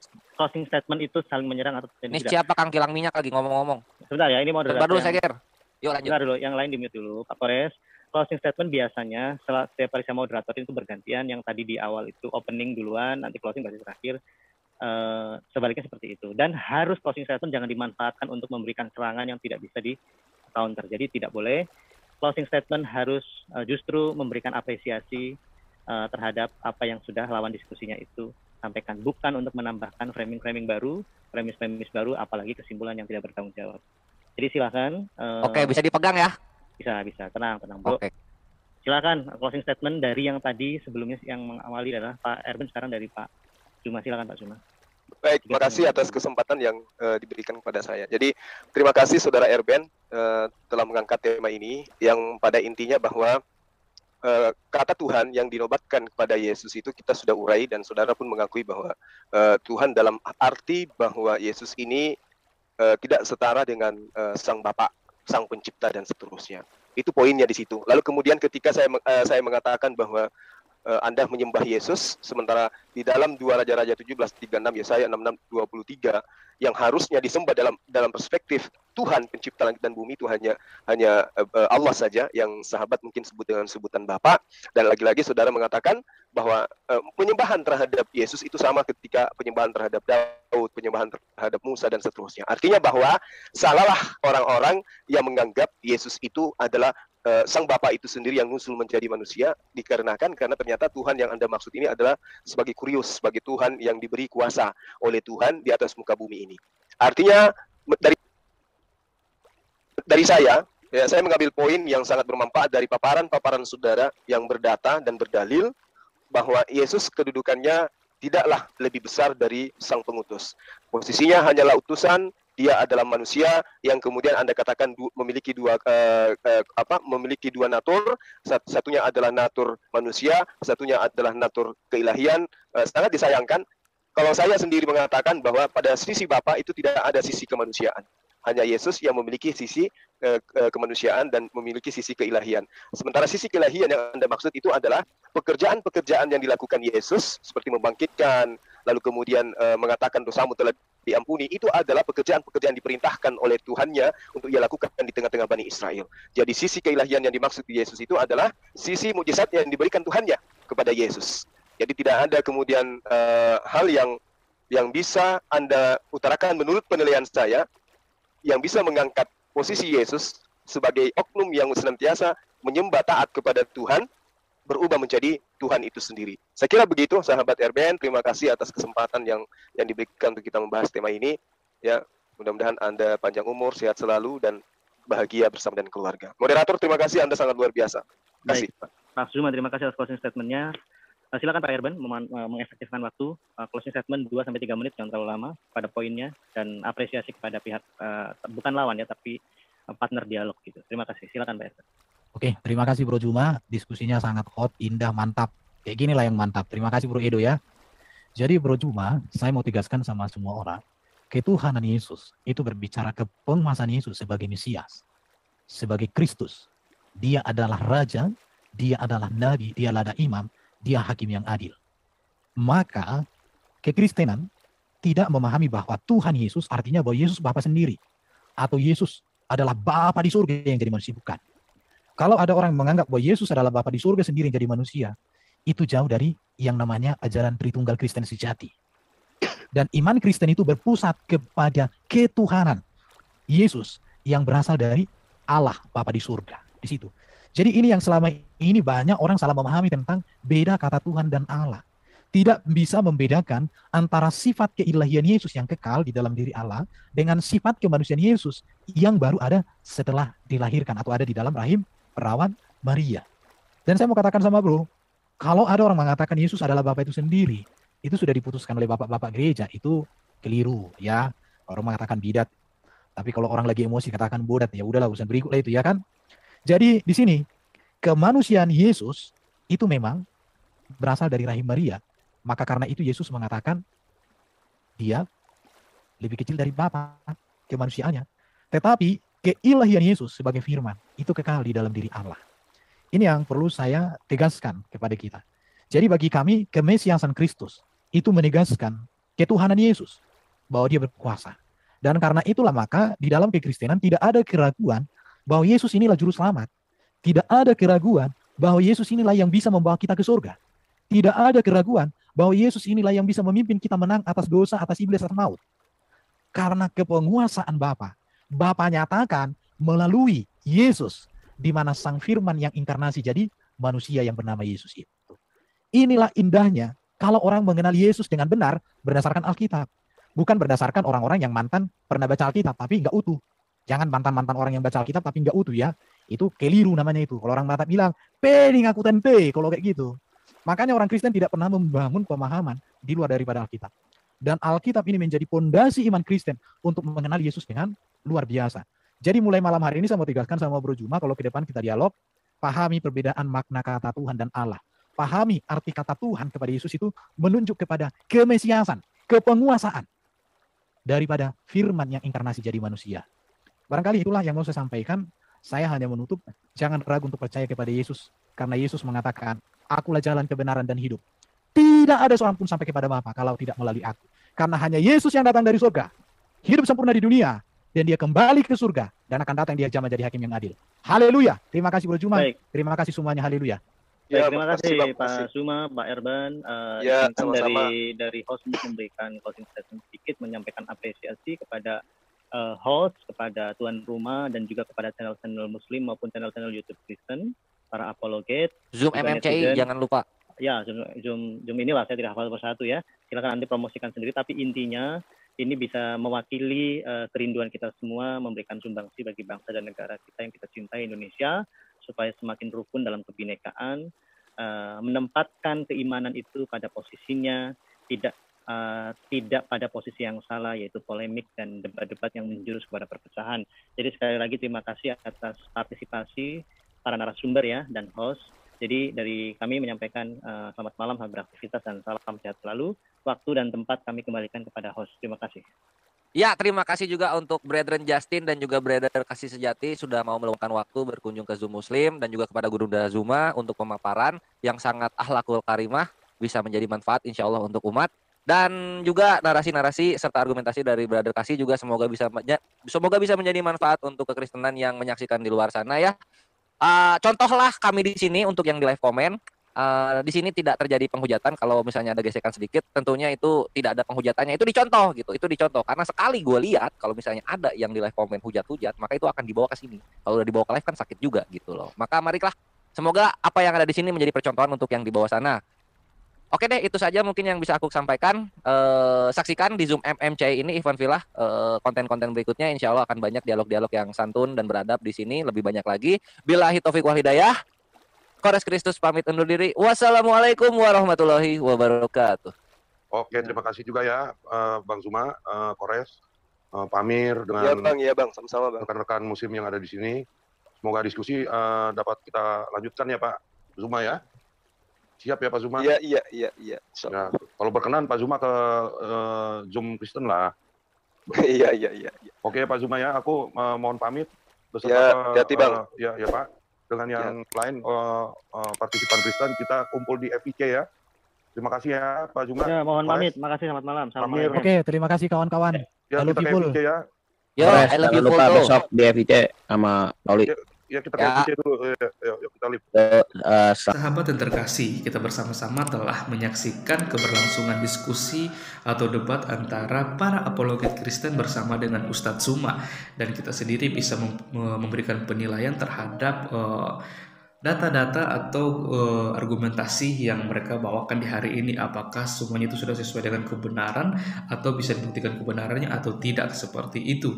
Dan lagi-lagi ketika ada Ustadz Zuma dan kawan-kawan di dalam ruang diskusi, pasti diskusi tersebut akan menjadi heboh dan juga rusuh, sama seperti kita lagi berbelanja di pasar. Karena apa? Karena jikalau Ustadz Zuma bersama kawan-kawan sudah merasa terpojok, kesulitan menjawab pertanyaan, bahkan setiap data-data yang mereka bawakan bisa dipatahkan kebenarannya, mereka akan membesar-besarkan suara, bahkan terkadang mereka juga menyerang pribadi dan juga melakukan penghujatan seperti itu. Apalagi kalau kita mendengarkan beberapa statement dan juga Ustadz Zuma juga mengklaim dirinya bahwa dia merupakan seorang yang ahli Alkitab. Dalam artian dia mengerti keseluruhan Alkitab dari Kejadian hingga pada kitab Wahyu. Padahal kalau kita melihat ketika Ustadz Zuma membawakan satu ayat Alkitab dan dia paparkan, dia jadikan hal itu untuk menyerang iman kekristenan, bahwa apa yang dia bawakan itu semuanya itu tidak sesuai dengan fakta dan kebenaran yang tertulis di dalam ayat tersebut. Karena apa? Karena Ustadz Zuma menafsirkan ayat Alkitab itu dengan sesuka hatinya, menggunakan literatur yang tidak dipercaya oleh orang Kristen, atau biasanya dia mengambil di beberapa Injil di luar keempat Injil, yaitu Injil Matius, Markus, Lukas, dan Yohanes, seperti itu. Padahal kita ketahui bersama bahwa di luar keempat Injil ini, Injil yang lain itu merupakan Injil palsu bagi kekristenan, seperti itu, dan kita tidak percaya dan tidak menggunakan Injil itu untuk mentafsirkan ayat-ayat Alkitab seperti itu. Akan tetapi hal inilah yang kerap kali digunakan oleh para polemikus seperti Ustadz Zuma, Yonatan Nandar, Kainama, dan juga para mualaf-mualaf lainnya seperti itu. Padahal mereka terlalu memaksakan hal itu. Padahal mereka tahu itu tidak sesuai dengan apa yang diyakini dan diimani oleh orang Kristen. Akan tetapi mereka tetap memaksakan akan hal itu. Sebenarnya yang perlu dipahami oleh para polemikus atau Ustadz Zuma yang kerap kali membahas atau mengambil ayat-ayat di luar keempat Injil ini, seperti Injil Barnabas, Injil Filipus, dan Injil-Injil yang lain di luar Injil Matius, Markus, Lukas, dan Yohanes, mereka harus memahami ada beberapa pernyataan dari Paulus yang dia tuliskan di dalam Alkitab atau di dalam tulisannya, di mana dalam kitab Galatia Paulus sudah memperingatkan orang-orang yang baru bertobat yang sebenarnya bukan Injil. Hanya ada orang-orang yang mengacaukan kamu dan yang bermaksud untuk memutarbalikkan Injil Kristus. Tetapi sekalipun kami atau seorang malaikat dari surga yang memberitakan kepada kamu suatu Injil yang berbeda dengan Injil yang telah kami beritakan kepadamu, terkutuklah dia. Seperti yang telah kami katakan dahulu, sekarang kukatakan sekali lagi, jikalau ada orang yang memberitakan kepadamu suatu Injil yang berbeda dengan apa yang telah kamu terima, terkutuklah dia. Kita bisa membukanya dalam Galatia 1 ayat 7 sampai ke 9. Mengapa demikian? Karena Injil Injil yang dimaksudkan oleh Rasul Paulus ini yaitu berbicara tentang pribadi Yesus Kristus sendiri dan karya yang dilakukan oleh Yesus Kristus itu sendiri, dari kelahirannya, bagaimana pelayanannya, mujizat-mujizat yang dilakukan oleh Yesus Kristus, bagaimana ketika ia diserahkan, dia disiksa, disalibkan, mati dan dibangkitkan pada hari ketiga, melayani bersama dengan para murid sampai dia naik ke surga, dan dia berjanji akan datang kembali untuk mengangkat semua kita yang hidupnya berkenan di hadapan dan yang percaya dan taat kepada Dia seperti itu.